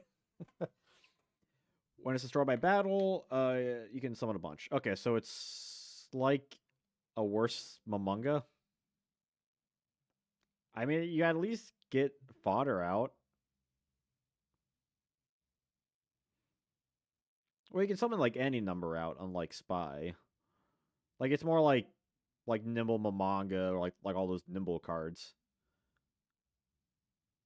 but you don't get any like life point gain. Yeah, it's not inherently bad. Can't say I've seen anyone use it, but like just getting cards out. I mean, I'm sure the Beast has some like usage too, right?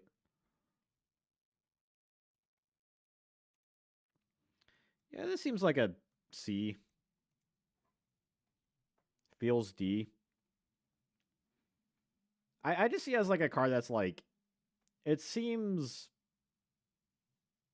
as far as like card design goes, right? Like it's what they were going for. It feels fine. Yeah, but manga is better than all the other nimble cards. Um, but like you can't get value out of it, I guess. Like it's technically always live. It just feels like very like average design card, right? Like it's not good, it's not bad. It's just kind of it feel like it's more playable than like these cards are, like on face value. Five more cards until suffering. I'm just picking random cards. Like pole position. Continuous trap. Uh this card is complete chaos. I'm already aware of that. The piece of monsters that I attack on the field is unaffected by spell cards. When this is removed from the field, it destroys his monster with the highest attack on the field. I skipped. I'm not going in any specific order. I mean, pole position is pretty nutty. Which the weird thing is, like, I don't think it was ever like on like a list in any capacity. It was using like in a couple decks. Like it was using like Gladiator Beast primarily, but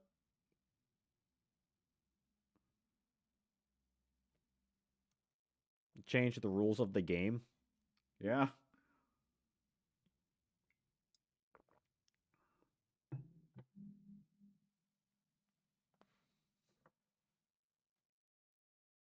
infinite loops.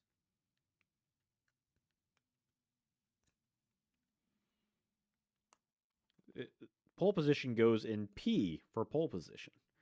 The infinity tier.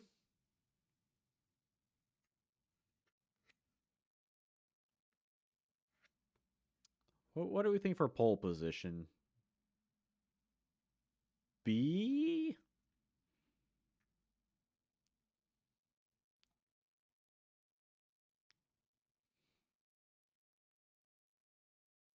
S for history. Yeah, because like it's not like a card that was like winning events or anything like that. It's just like Origin Zero says, like it's kind of tough. Like, how do you rate a card that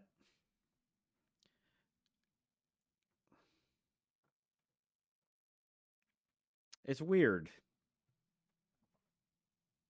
It's an interesting discussion.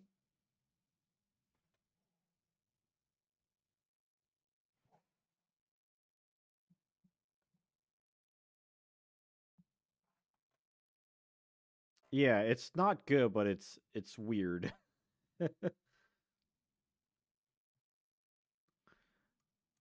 Because if because I'm leaning towards B. just like given its like given how it affected the game, but also it's not technically a great card either.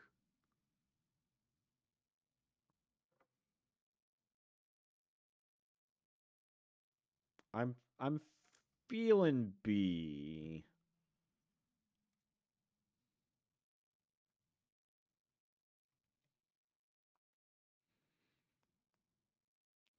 Which, by the way, this is the last planned tier list because last of like the full EDM era stuff. I think eventually I will cover GX tier lists. I don't know when. Might be sooner than later, as in like sometime this year. But I do have an interesting idea for next week's stream, possibly a couple feature streams, depending on how those go. But just throwing that out there.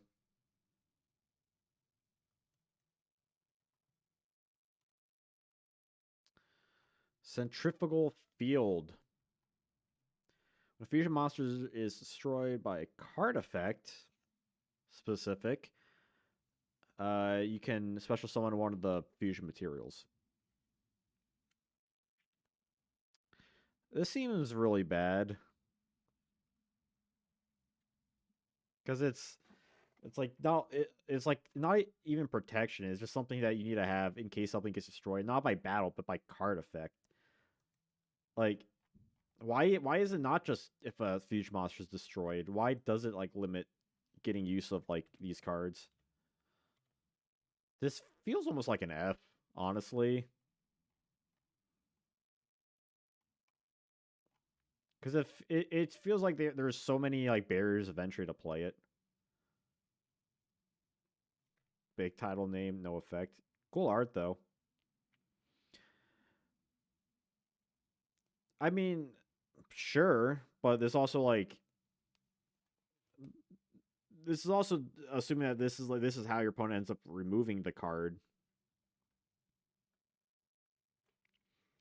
right? Because it technically does nothing, right? You activate it, it just sits there, and like you have to have the fusion monster out. It has to be like it's a backup card in case you get fucked over. But like if those cards are a problem, then like run like solemn judgment or some sort of better negate.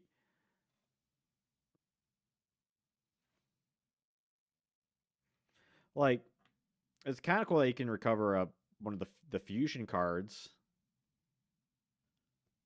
but it's like is that worth running this whole thing? Drawing into it, having it take up a slot over some other card.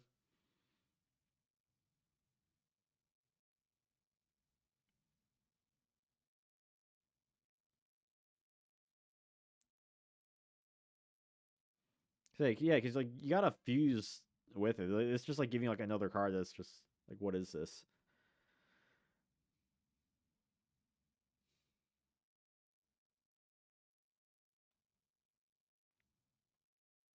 Because if you're running something like Stein, you're probably going to be running those like OTK kind of cards like Giant Trunade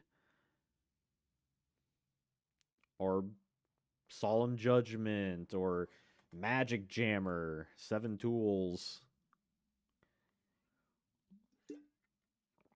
Royal Tribute, or not Royal Tribute, Royal Decree. I mean,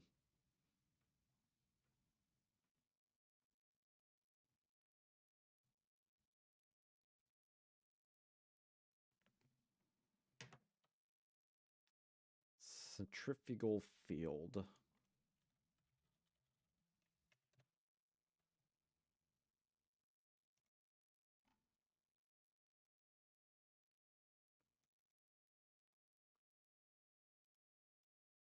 It's also the card Branch from Elemental Energy, which is just the better version of that. So like they knew this card was bad, so they just made a better version. This card Branch. It's a continuous spell when a fusion monster on the field. Granted, it's on the field, but so when it's destroyed by battle or card effect, you can recur, you can revive one of the materials. Now that it is a little bit different. One because you know it's the whole field, and this card doesn't require you to necessarily fuse with the certain cards. But I mean, I guess how else are they hitting the graveyard?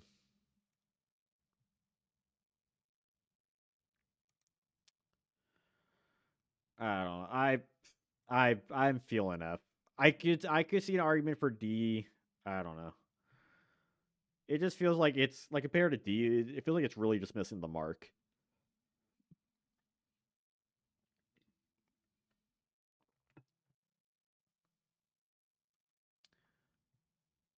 Abare Ushioni. Toss a coin, call if you call it right, like 1,000 damage. You call it wrong, take 1,000 once per turn. This seems like an F. You say D. This card seems like it would have been a lot better had it not been once per turn, because then you could just like cheese like a whole game with this guy, and that would have been absolutely chaotic. But having like a coin flip where it just deals burn damage, and if not, you take burn damage.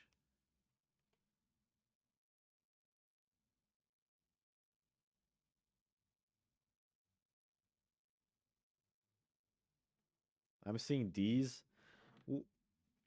How? Okay, why is it not an F in your all's opinions? I mean, sure, you can search off a tanky, but like, so can like a ton of things.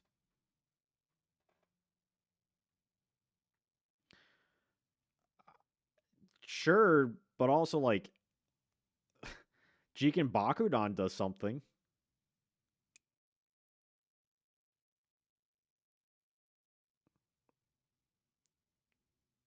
This just feels like the kind of card that was like designed in a way to be like, if you're playing this, like you got nothing else.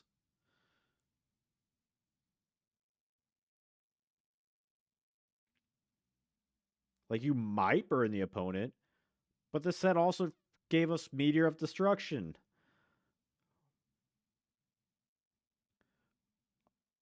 Like even if this guy even had like a higher attack, that would have at least been worth a little extra something. I don't know. I This feels like it feels like with Flaming Eternity, the cards that there definitely seems to be kind of a different hierarchy with some of the cards here, where the D stuff is like, okay, I can kind of see what they're going for. It misses the mark a little bit, but you know, I see what they're going for. F just feels like I don't know what they were thinking. It just felt like they were just like throwing ideas at a wall, and whatever landed at the wall, they're like, I guess we're putting that in the set.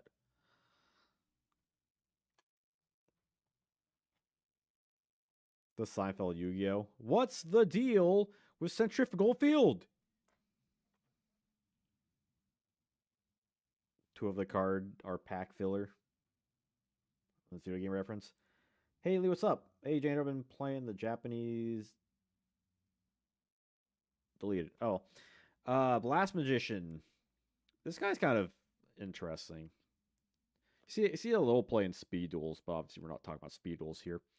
Giant opponent activates a spell card. You place a number on them, then you can remove them to destroy a monster with 700 times attack equals 700 times the number of removed spell counters.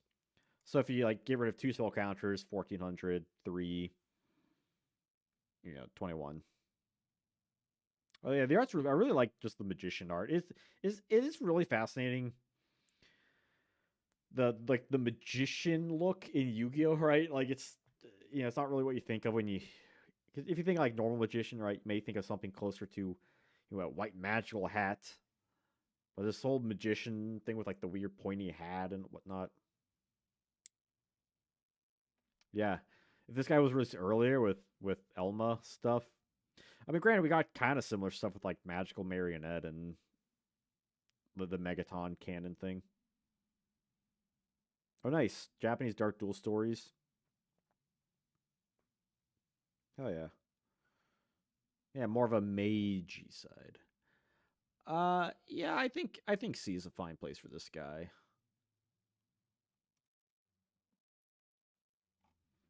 Yeah, Speaking of that, Lee, I do want to play Dark Duel Stories on stream sooner than later. We would have had this if FET was legal in March. Yeah, it's interesting when we get releases and legalities and all that jazz. Something I have talked about. Catnipped Kitty, cute art though. I dig the art. Cannot be attacked another beast-type monster on your field. So you can technically create a loop. It's not necessarily or like a lock. Makes defense of one monster from outside the field 0 till the end phase.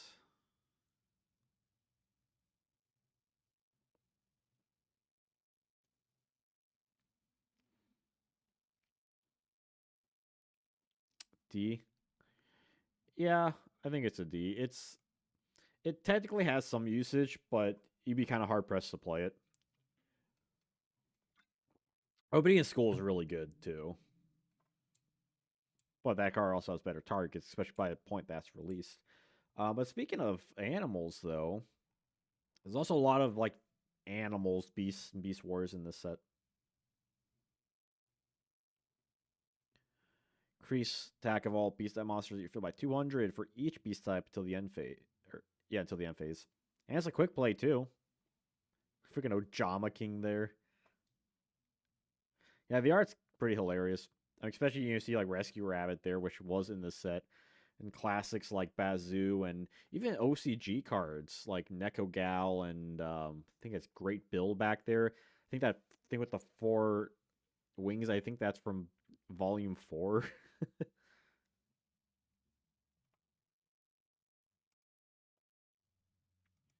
I like it. I think there are better cards. Lizark, that sounds right. Like it sounds like a good card. I don't think it's B. I'm feeling C. I don't know what you all thinking. I feel like the kind of card would eventually get like better versions of it.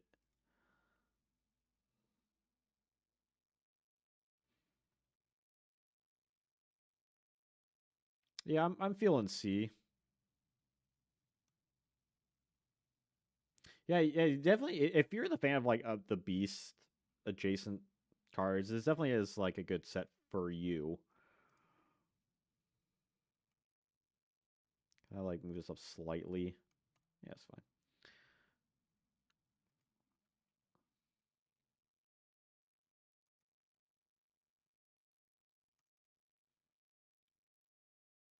Kangaroo Champ. I prefer Death Kangaroo personally. Monster that battles with him is changed defense. That feels really bad. It's because the card's just horrible stats. Like its effect isn't bad, but its stats makes it really bad. I'm saying D. I'm potentially thinking F. Like because yeah, but it's like what is that doing, right? Like there have been cards in the past where like they definitely like you can see why they made them, but what does that ultimately mean? Death Koala is really good though.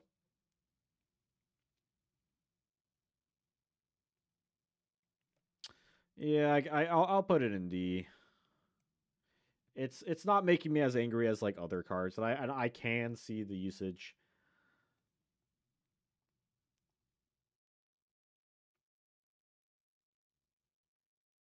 If it was level 3, yeah, that could have been kind of interesting. Because like it definitely requires you to have like a fair setup.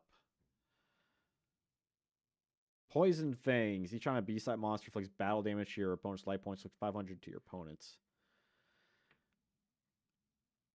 This seems really bad too. Like, is this like the best equip that? Well, it's not even equip; it's continuous, which is like that's kind of nice.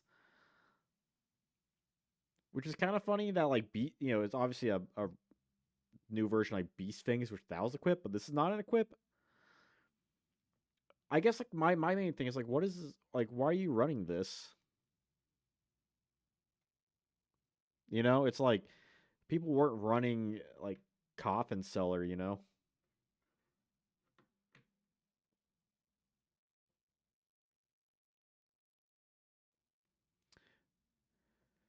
Yeah,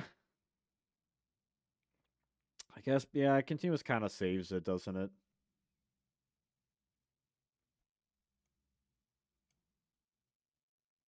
Especially with like how the B strategy kind of is. I kind of wish it was just like inflicts battle damage or like destroys a monster. I feel like that would have been a little bit nice, right? It's kind of like if it worked a way that was kind of like piercing, I think that could have been really cool. Do chaos burn, beast burn,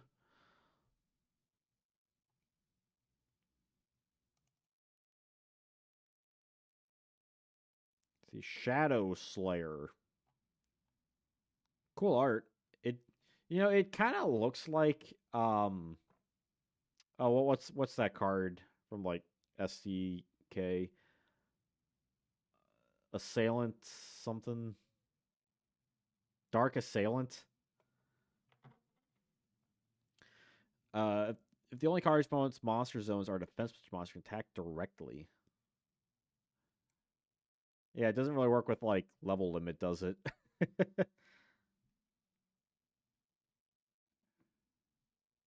Like 1400 attack is kind of nice, but technically combos with Kangaroo Champ.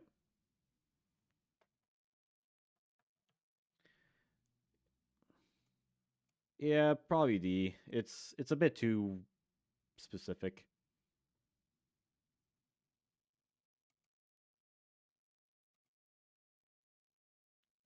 Yeah, like level 3 would have made it like way better too. And honestly, maybe that's what they were thinking too. I wouldn't be surprised if they're like, well, we don't want to make it that busted. Spiral Spear Strike. I think this is the no, this is a third. I think of like the attack moves because we got um White Lightning or Burst Stream Instruction, Dark Magic Attack. This card actually like still sees play in Gaia decks. So I'm pretty sure. I don't think I can actually like not like it's not like Gaia tops things. I think the deck's pretty fun. But I'm pretty sure like you still see this card play in modern Gaia decks. Yeah, because you can like search it out and stuff, right? Because it's kind of neat, right? It just continuous deals piercing, and if Gaia Dragon Champion, it's kind of an interesting draw to discard one, which seems really strong for if you can get that guy out. Yeah, yeah. At this point, like they were terrible.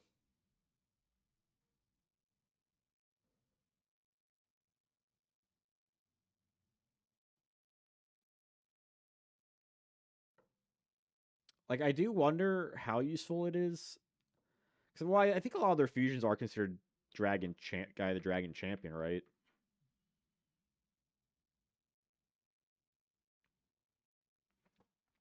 Don't remember off the top of my head completely.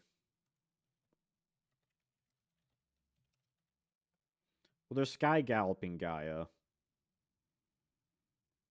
and there are ways to get out normal Dragon Champion too. I'm pretty sure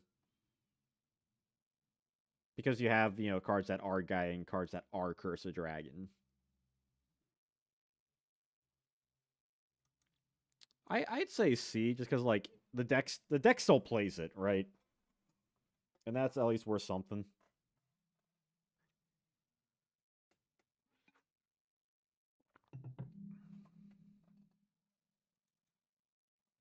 Let's look at the not Spirit Charmer Whirlwind Prodigy. Similar thing, basically same thing as Flame Ruler, but it's a wind.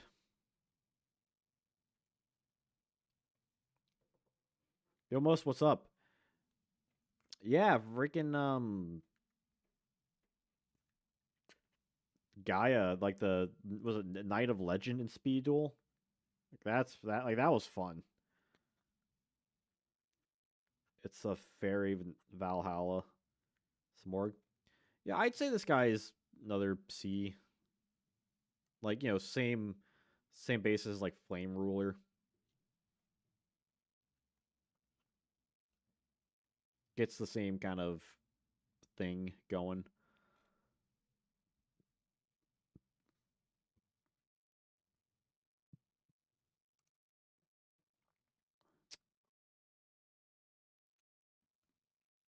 Yeah, I mean, like two tributes. I mean, they're fine, right? Like, it's unfortunate they're not all like Kaiser Seahorse with 1700, but they can be searched out, floated into and whatnot.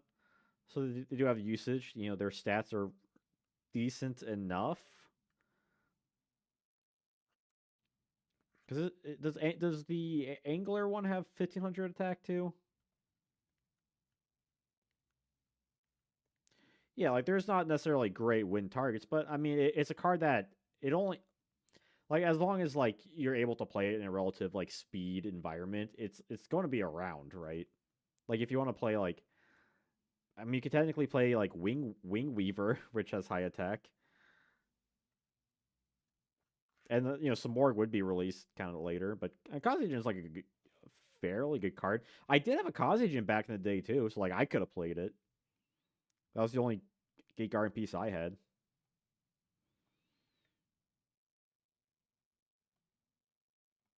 Actually, no, it wouldn't be Wing because Wing Weaver is light, right? Never mind. We're just yeah, yeah, it's light, not wind. Yeah, but still, it's a very like generic effect, and it does have like a use. Force Ceasefire, cool art. Discard a card from your hand. No traps can be activated until the end phase of the turn.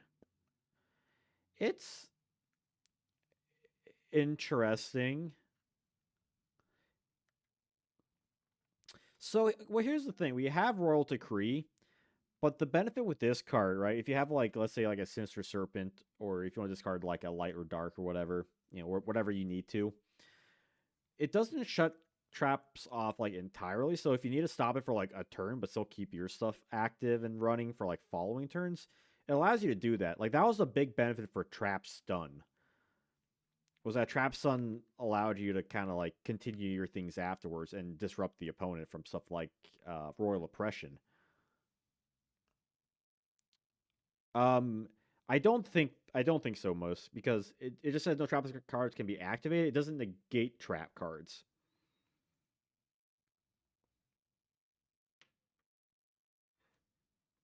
So like the card's still activated, so it doesn't like stop it from already being activated. Like unless you had like a solemn judgment that like negates the activation of it, that's a different thing. I don't think it's kind of like an early version of trap stun. Like I don't hate it. I could definitely see the issues with it. Right? Like yeah, we have World Decree doesn't necessarily end certain things, but like I don't know. Like I feel like there are things you can do with this theoretically. Forceful Sentry dude trying to find work.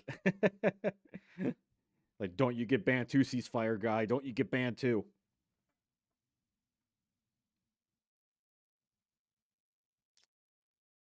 You thinking D? I could see a world where it's a C. I don't know. Like, it's a very generic effect. Like, it basically lets you to be pretty safe just to get through like a turn. If you're running like an OTK deck, then like that might be all you need.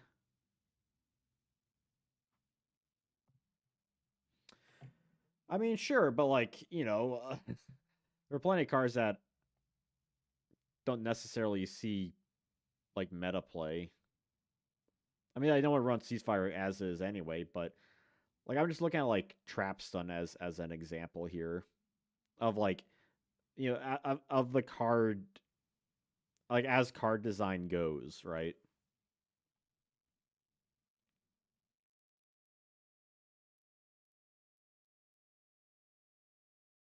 Because that's also keep in mind here is like like just the card's design.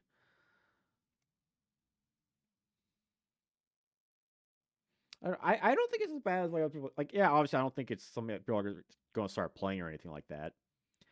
There's other cards in the past that I personally like that don't really see play, like Forceful Requisition or like Share the Pain. But yeah, I don't know. It's just a very simple effect. It technically has like a use for it. Um, like it seems like more. I don't know.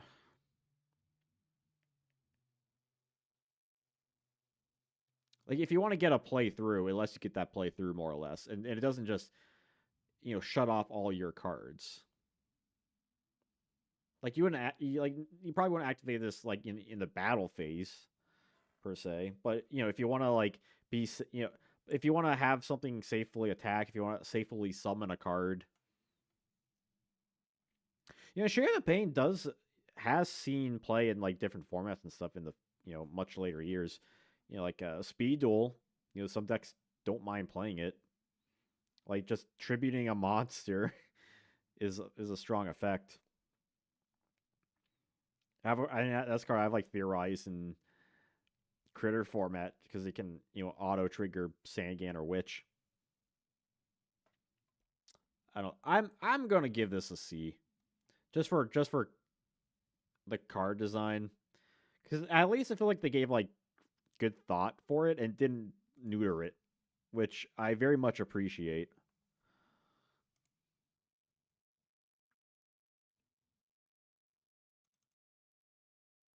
So we got 7 likes. Can we get to 10 likes in this stream? That would be cool. That would be nice. Firebird, really cool art. Let's see. Long face on the field. Each on wing beast is destroyed. Increased that by 500. This seems really bad. Seems really bad. Like, I just like these cards that their whole that like they just revolve around you losing things. Especially since its attack should have been 1,500, not 1,000. Like you'd rather just play Raging Flame Sprite.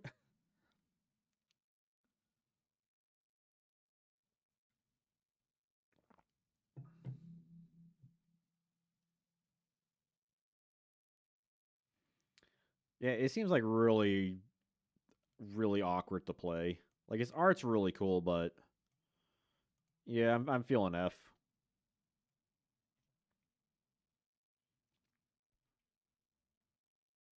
It's even level 4. Like it could have been cool if it was something like, let's say, you know, like you can tribute a winged beast monster or fire monster or something and it gains attack. Have it be of similar thing to like a ultimate baseball soldier or something. I don't know. Something.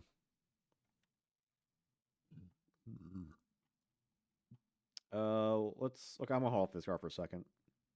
I want to tackle the elemental stuff first. Other monsters.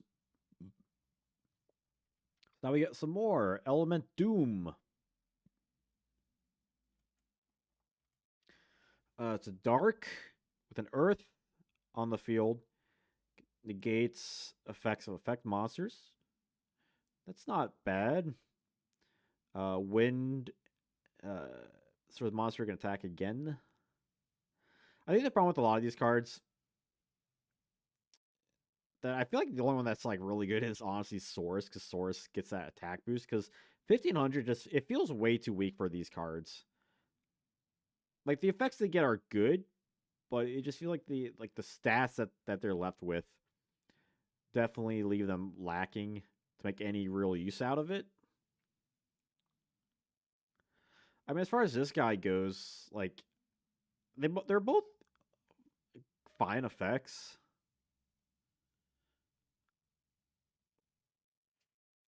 Like I feel like maybe C, maybe a D.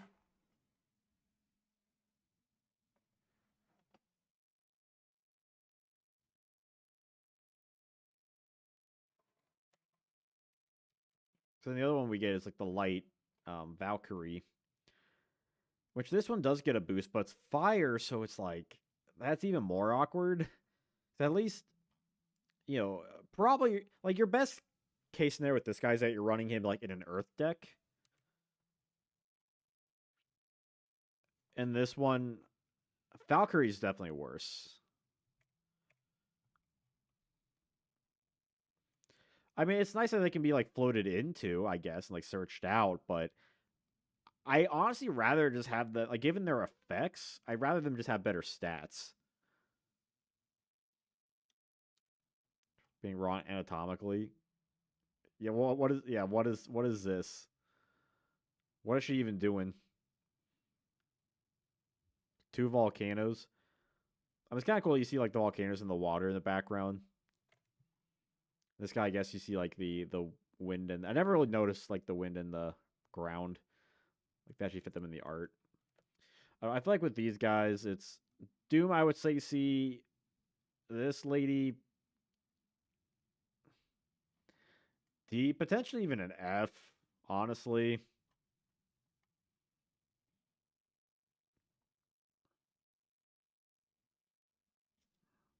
because Fire already have like Element Saurus.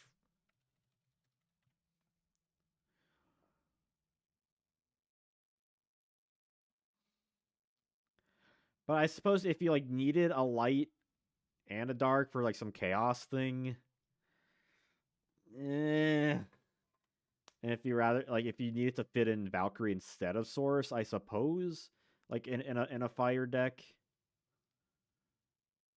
I'll give it that much. I'll give it that much.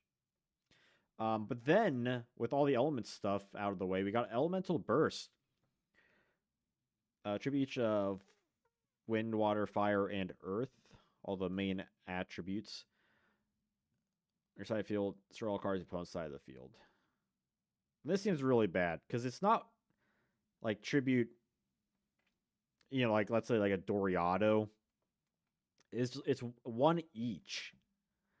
So you're getting rid of 5 cards, and all that with like all the setup that you needed to get this. This feels like an F. I don't know about you guys. Yeah, but it doesn't work with Doriado though, because it's one each.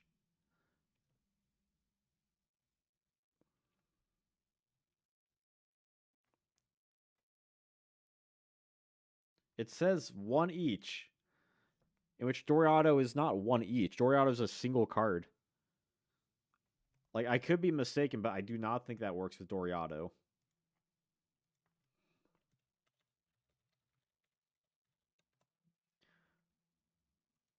Like unless there's like a weird ruling thing.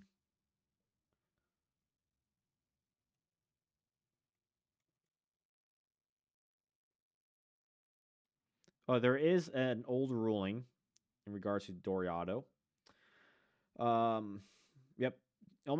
Elemental Burst requires 4 tributes. Dorado only can act as one, but you still need other 3 tributes. So there you go.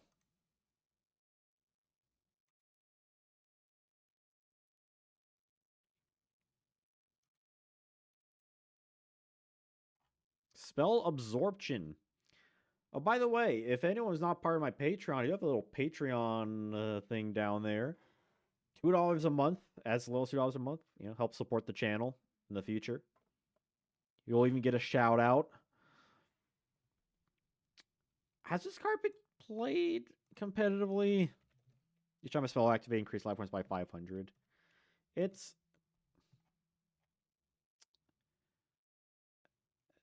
not really, no. This card is kind of odd. I feel like a D. Life point gain is kind of bad, but it's whatever. It's just a whatever card.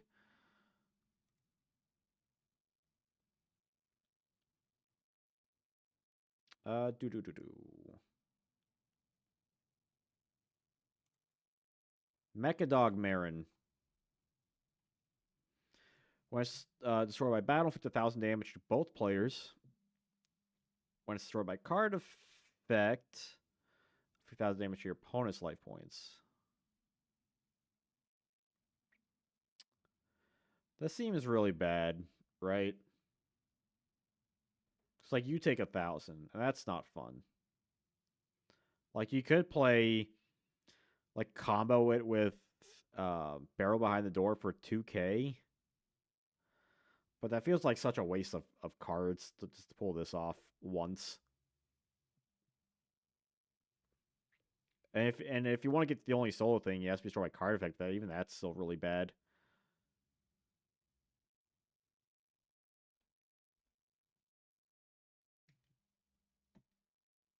Is this DRF?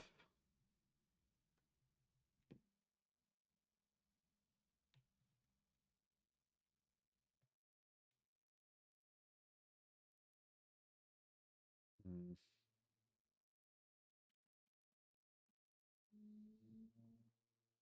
It's just yeah, I don't know. It's like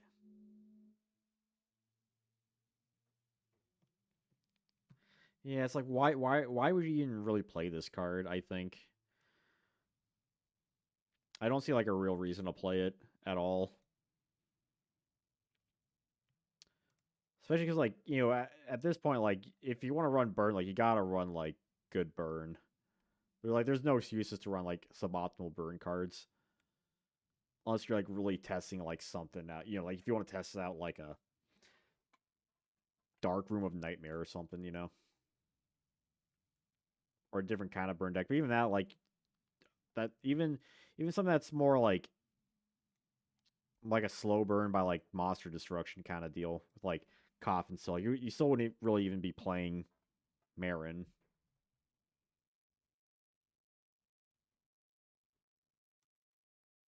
Maja Gear Panda. Horrific art. As long as it's on the field, each time decent monster is destroyed, increased that by 500. It's the same thing as Firebird. That feels same thing as Firebird, same issue.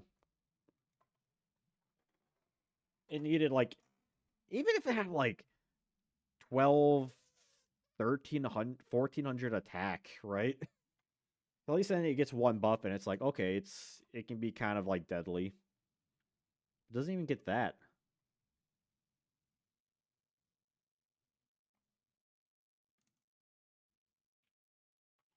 Beast Soul Swap.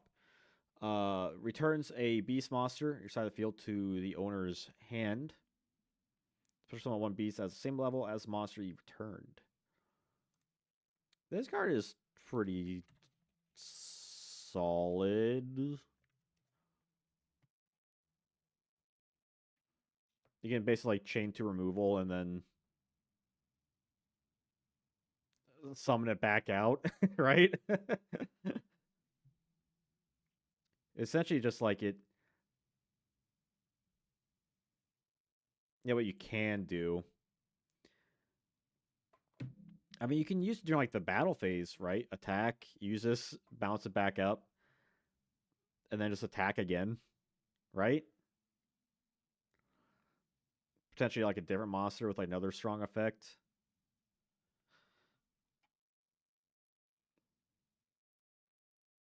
Because it gives you a little bit different utility. Like it lets you have more combo opportunities than with like interdimensional matter transporter. Yeah, I'd say it's a C.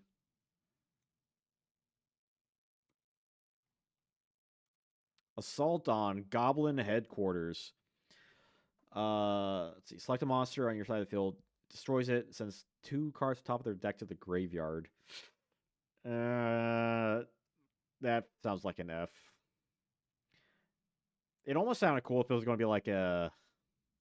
When I was first reading it, I'm like, oh, is it like a Icarus attack? I'm like, no, it can't be an Icarus attack because if it was just a generic Icarus attack, people wouldn't be playing Icarus attack. Yeah, that seems really bad. Just for a mill, just play Don Zalug. I don't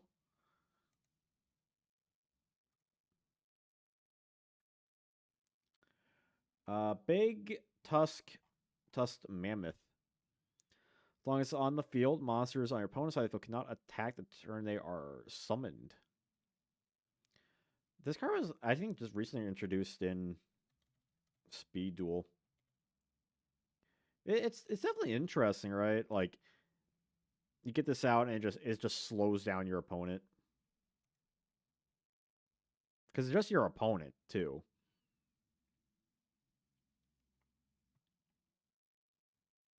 Oh yeah, just play like morphine jar in regards to assault. I don't hate big tusked mammoth. Its stats kind of suck though. I feel like it's a D. I think there could be an argument for a C, but I don't know.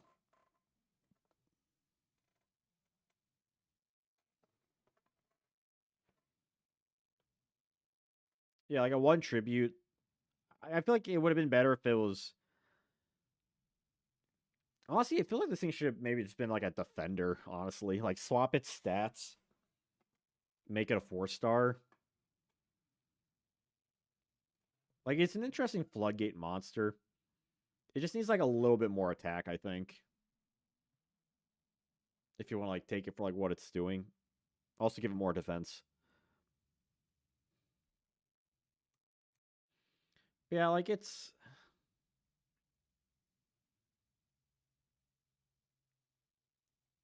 seems like it's getting there.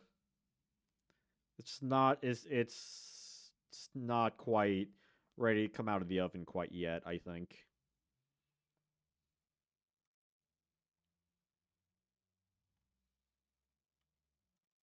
Cross counter. Cool art. There's a Death Kangaroo. Really cool art. If the defense of an attack defense position monster is higher than the attack of the opponent's attacking monster, the battle damage inflicted is doubled, and then it destroys the attacking monster. I mean, it's better than some of like the previous ones. Like they're constantly getting better, but it still feels like it's not it's still not like doing enough, right? Because like the extra damage is kind of nice and destroys it, which is kind of nice. But you can also just run Sakuretsu armor. And yeah, like you're basically running this like really weird high defense strategy. I feel like there's a world where this could be enough, but I'm going to give it a D, just on the basis that like they're clearly like making this whole thing to like that's constantly kind of getting better and better. So I can't hate it on that regard.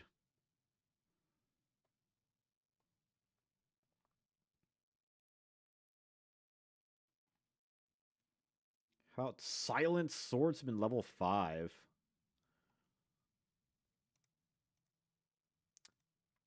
Are the other Silent Swordsman? Yeah, we got level 3 and right? Level 3 count last set. Yeah. Level 3 is last set and we wouldn't get level 7. No. Level 7 I don't think level 7 is legal in GOAT.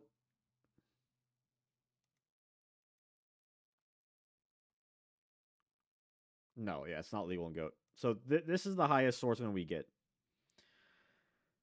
in which it's unaffected by spell cards. If it attacks directly, then you can summon level 7, which doesn't exist by this point. So let's call this card for what it is. Um, you can tribute summon it, and it's not affected by spell cards, which is kind of nice. Let me look up. No, not that card. What card am I thinking of?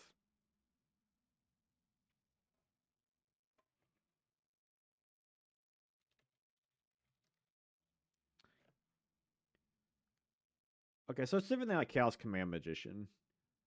That card, similar stats. That one can't get protected by monster effects. This guy's just spell cards. I mean, I don't know. Like my main thing with Silent Swordsman is like, what is it protecting you from? Right, snatch, steal. Because like cards like Smashing Ground, Lightning Vortex aren't as wildly played. Like you might see them.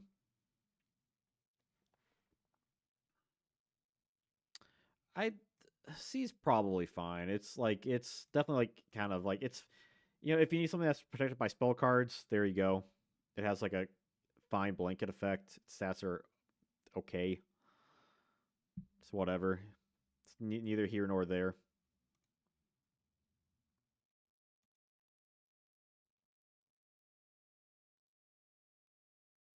Oh, yeah, he got that Buster Sword. Buster Sword. So what is this big behemoth, king of all animals? Kind of a fairly sizable lore monster. It can be a normal summoner set with one tribute. In that case, its original map becomes 2,000. Which, it's whatever. Could be better.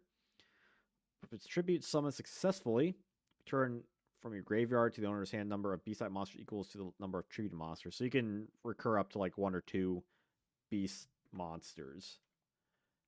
I don't think this card was like played. Like it kind of works with like skill drain, but it's not as good as other skill drain monsters like Fusilier Dragon.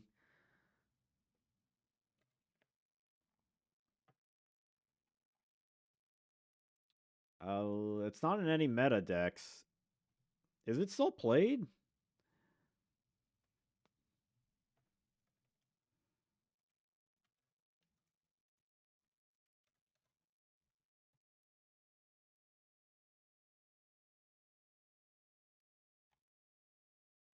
Is it still played? And if so,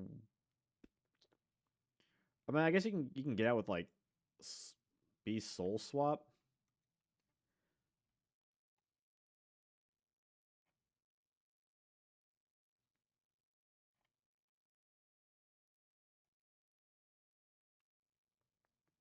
Do people still play this card?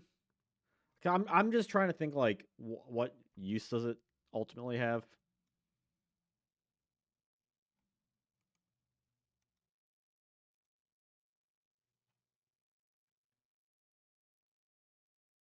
What's the retrain here? There's King of 100 Battles. That was released like late last year, which I think that's too soon to like say anything based off of that. I think that's it. There's other like Behemoth cards, but those are totally different.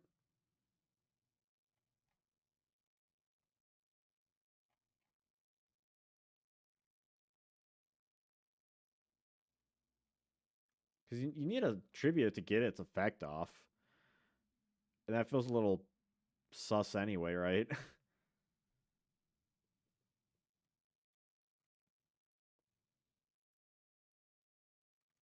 It feels I for me it feels like a C.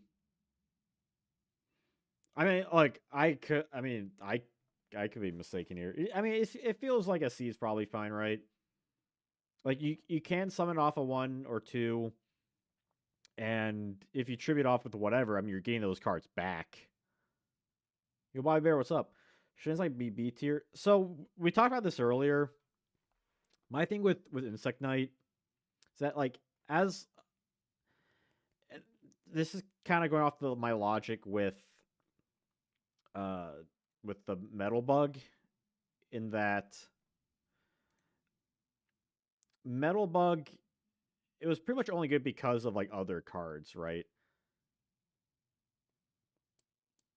Like Insect Knight just happened to be you fit the bill for like what the deck needed. Like it's better than Neo Bug, but I don't think it's like so much better. It's like a B tier thing. Like 1900 vanilla. We have as that kind of card goes, we have plenty of them. We have plenty of cards like that. I don't think the card itself is inherently better just because like other cards, needed stuff like that. Like it helped, but technically Demise could have used Neobug or like Garochin or something. Garochin's level 4, right? But like you know what I mean. Yeah, Garochin's level 4. Like I think C is like fair enough given like its history. I just don't think like the card like is inherently great, right? If that makes any sense. Yeah, but we have like Gemini Elf and Vorse Raider and Luster Dragon, and like a lot of those cards, like Vorse Raider and Gemini Elf, I guess more specifically, uh, have seen like play, but that's also Gemini Elf is kind of a different thing because that was like more of like that was actually good because of all its singular usage. Whereas something like Vorse Raider, that was because like Rescue Cat, I believe Rescue Rabbit, one of the two. I think there's definitely an argument for B. I just I just think the card like it's only good because of other cards being good, not necessarily for like the card itself.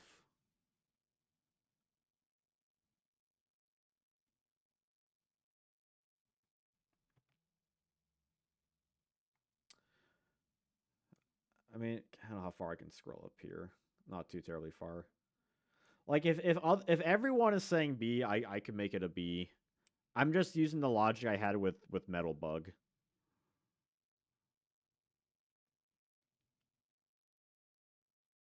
Or it feels like vanillas are just like used as catalyst for something else.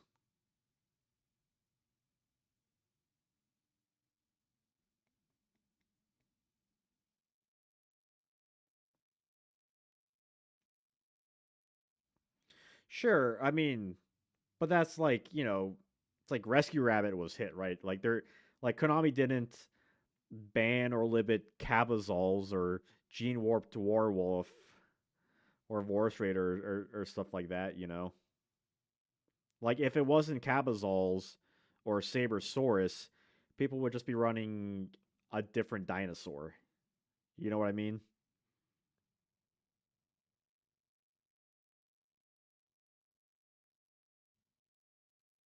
Like that's my argument for it. Is that they could have just picked a different card and it would have worked in similar function. Again, I could see a world where he's a B tier, but I'm just using like my own like logic for it.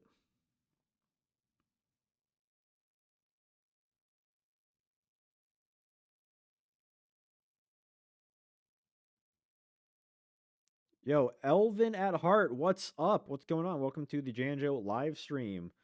We're ranking Flaming Eternity. We're almost at 10 likes too. It feels like it's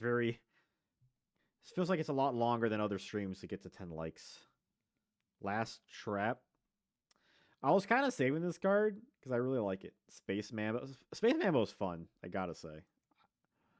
Like Space Mambo number 5.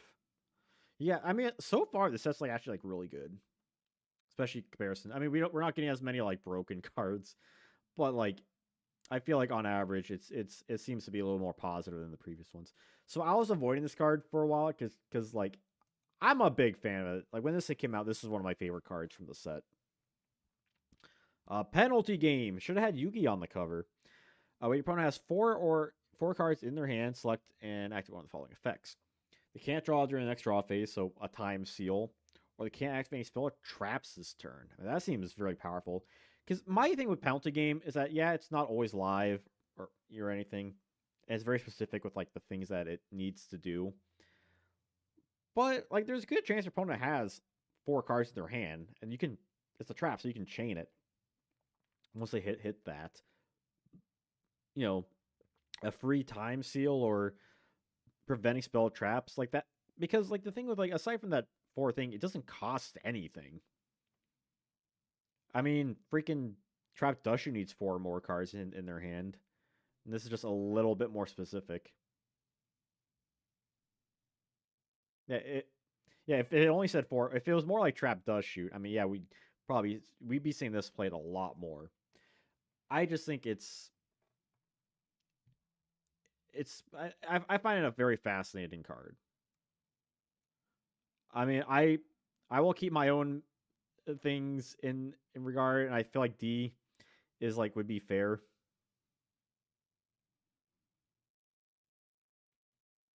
Be banned today. Yeah, I mean, like, just like four cards in your hand, sure, it's kind of, it's asking for something very specific, but stopping spell and traps, like, for a whole turn from your opponent is strong, or denying them a draw phase depending on the game state.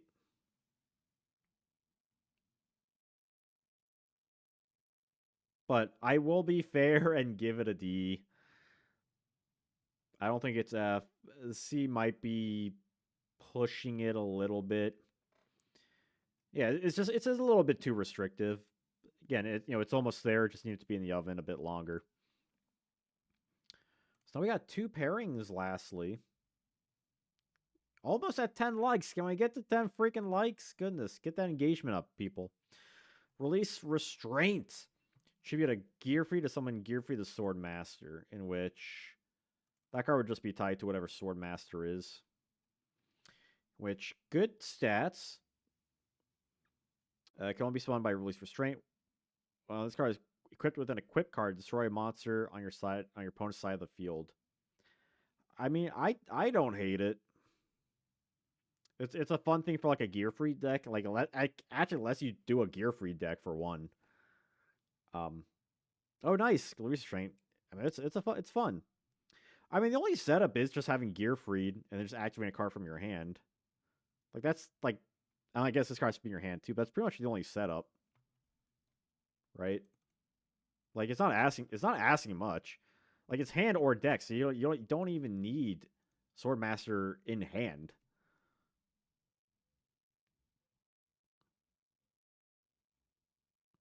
And like you equip this guy with an equip, not only do you get to pop a card, he gets a buff too. Yeah, you can search Gearfree with Rhoda, like,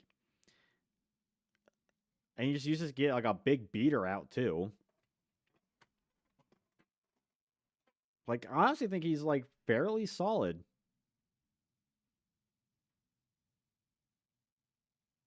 People should be playing this guy more often. Damn it.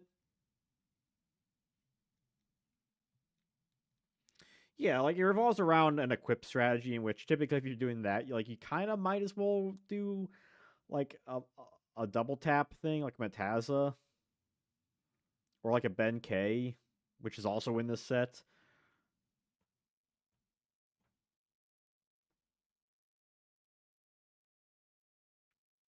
Like you don't need to get this guy. That's the thing. This guy can be summoned from the deck, so you really just need Gearfried, who can be searched out and release. Like Release Restraint really is the only card that you just need to get into.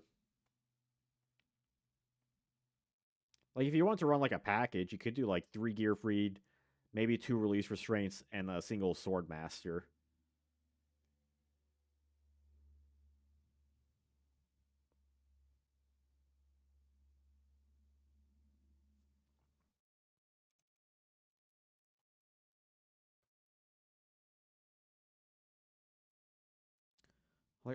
Like I mean, sure, but everything dies to bottomless. Yeah, it's like it makes for a really like fun casual deck.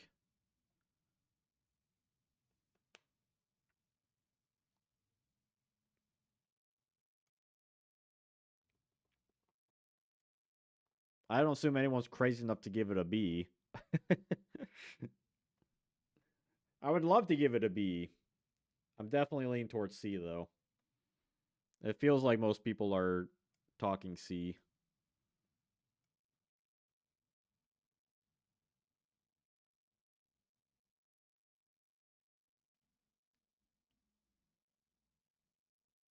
Cause it just feels like as like the card goes, like there's really nothing like that like bad about it, you know?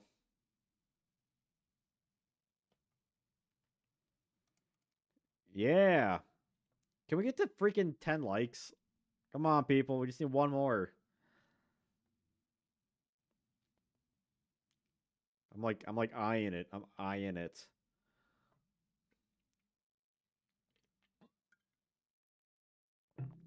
Strongest monster on release. 10 likes. Hey.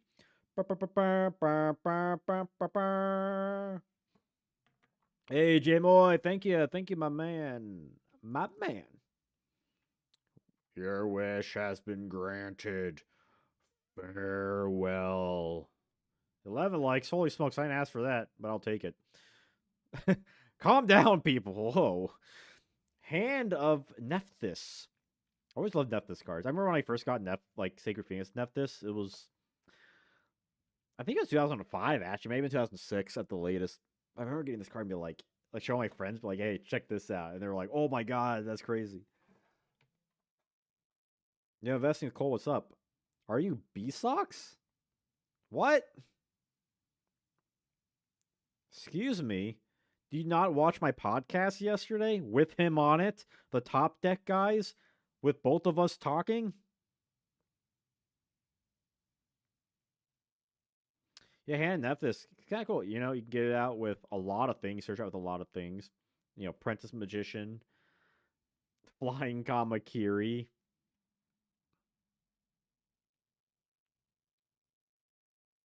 Works with Scapegoat, or like a Sinister Serpent, potentially.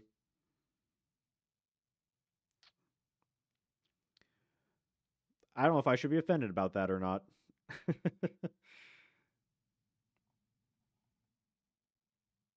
Probably that'd just be depressing if I was just doing a podcast by myself but doing two different voices. Yep. Scapegoat's like a popular thing. I mean, Nephthys control, you know? You know, why does it win? Because, you know, it's a big chicken. Or as this guy is fire. Yeah, Spirit Reaper, Spy, yeah. Yeah. You can use it with Hyena. Yeah, yeah, with Hyena. At least in this set. A lot of cards can get Sacred Phoenix out. Like, this really isn't asking for, like, it feels like on paper it's asking for a lot, but considering, like, all things that it does to get this, not this guy, to get Nephthys out from hand or deck is really solid. Because, like, now, you know, in this set alone, you don't need to run Flame Ruler per se. And typically, your opponent is probably going to start with a card effect, right? Unless you got, like, a BLS or, like, a Summon Skull or Jinzo or whatever. Summons during standby phase, and then just heavy storms. Keep in mind, you know, in Warrior format, I believe Heavy Storm was banned, I think, was it? You can trigger it yourself, yeah.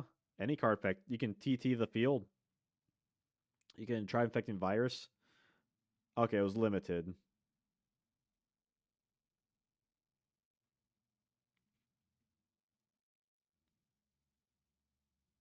Yeah, a lot of things you can do with this guy.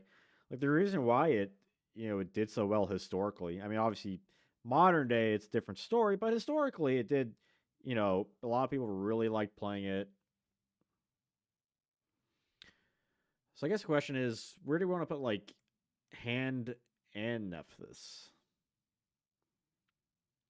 I mean that's just the way it was Power Crypt like within the year. I mean, Cybernetic Revolution. Ah!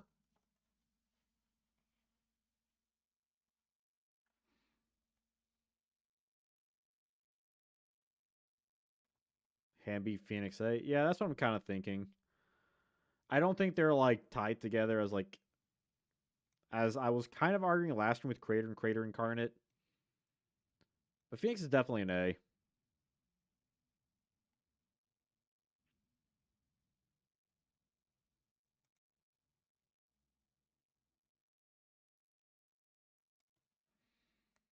Yeah, I mean, well, they also because like they limited Scape like the entire Go Control package. Come the like the was it the October list. They definitely like tackled that, and that was like the big thing that you combine with Nephthys with. I mean, you can still play it, but just there's a lot of really good cards that just kept coming out.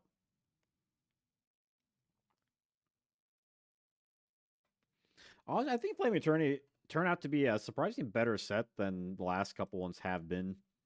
Because both Rise of Destiny and Soul Duels were kind of like middle of the road sets, right? Like they weren't particularly bad, but they weren't particularly great. I do think the legacy of some of those sets are a bit better in regards to cards like gaining strength per se compared to this set. But the set like on release definitely did have a bigger impact to the contemporary meta. I mean, it's arguable, sure, but just from like what I've noticed, it kind of feels that way. Like it feels like a lot of the B tier cards are kind of cards that kind of with a few exceptions, like Swords Concealing Light probably be like the main one. A couple other cards, maybe like Deck Devi, Threatening Roar, Rescue Cat, obviously. And like very few kind of stayed around. Like yeah, Spiral Spirit Strike stays around for like gear free decks and other things are kind of here and there. I mean, yeah, this gave us much better fusion cards than like Ojama King or Dark Blade for Stein targets and Metamorphosis targets for that matter. There's also like more recent D stuff, like to the 2005 meta.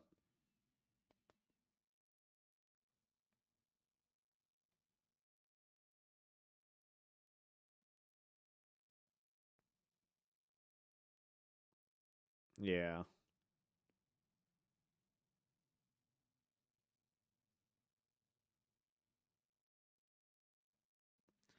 yeah. I mean, yeah. Well, a lot is also from like hype from the OCG too, right? A lot of people are looking at this because the OCG had like their own kind of meta, right? And, like their own kind of reasons why Nephthys was like really good. But still, just getting out a card that was that good and just it was like Vampire Lord but on crack. And it wasn't really a surprise that it kind of transferred over for like certain people that wanted to like play that strategy. It wasn't like it was winning every event. It wasn't like a like a tier 0 thing or anything like that. But it was still like a very competent deck that people were playing just for really Phoenix. But it just happened to work in conjunction with like a lot of the other big cards, and I mean that's just kind of how metas are formed, right? In general.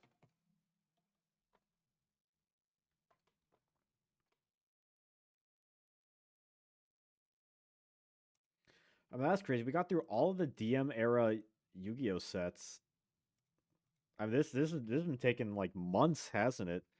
Like goodness, when was the LOB one? Like February, June, or January? I mean, sometime like pretty early on. But we did it though. Reminds me of someone that made a fusion toolbox for Go format. Yeah, there's a lot of fun stuff. I mean, you can do with the hex seal things and like fusion gate and like Stein and stuff.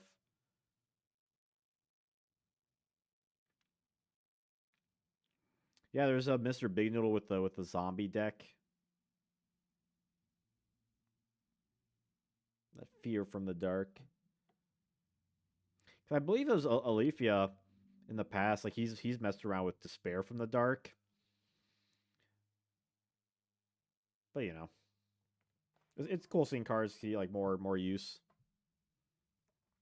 Yeah, like I would like to cover GX. I don't know if I don't know if I don't know if I do like 5Ds, but I think GX at the very least at some point in time. Like it's nice having like something like each week to be like, all right, I'm doing this, I'm doing this. Um, but it have to take a lot of work, a lot of time too. Goodness. Yeah, and like all the previous ones are all still on my channel and stuff. Yeah, and also like when I make content in the future for like videos and stuff, I can like refer to these too. Like the good cards, the bad cards, cards that could need a fixin'.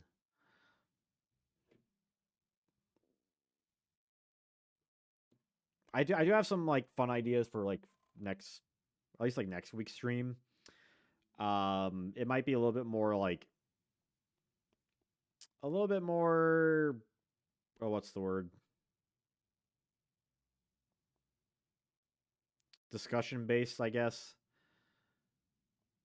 I would like to do like one of the Yu-Gi-Oh video games again. I don't know why I want to jump into that. I feel like I keep putting it off because I'm like, oh god, this is gonna be a whole thing.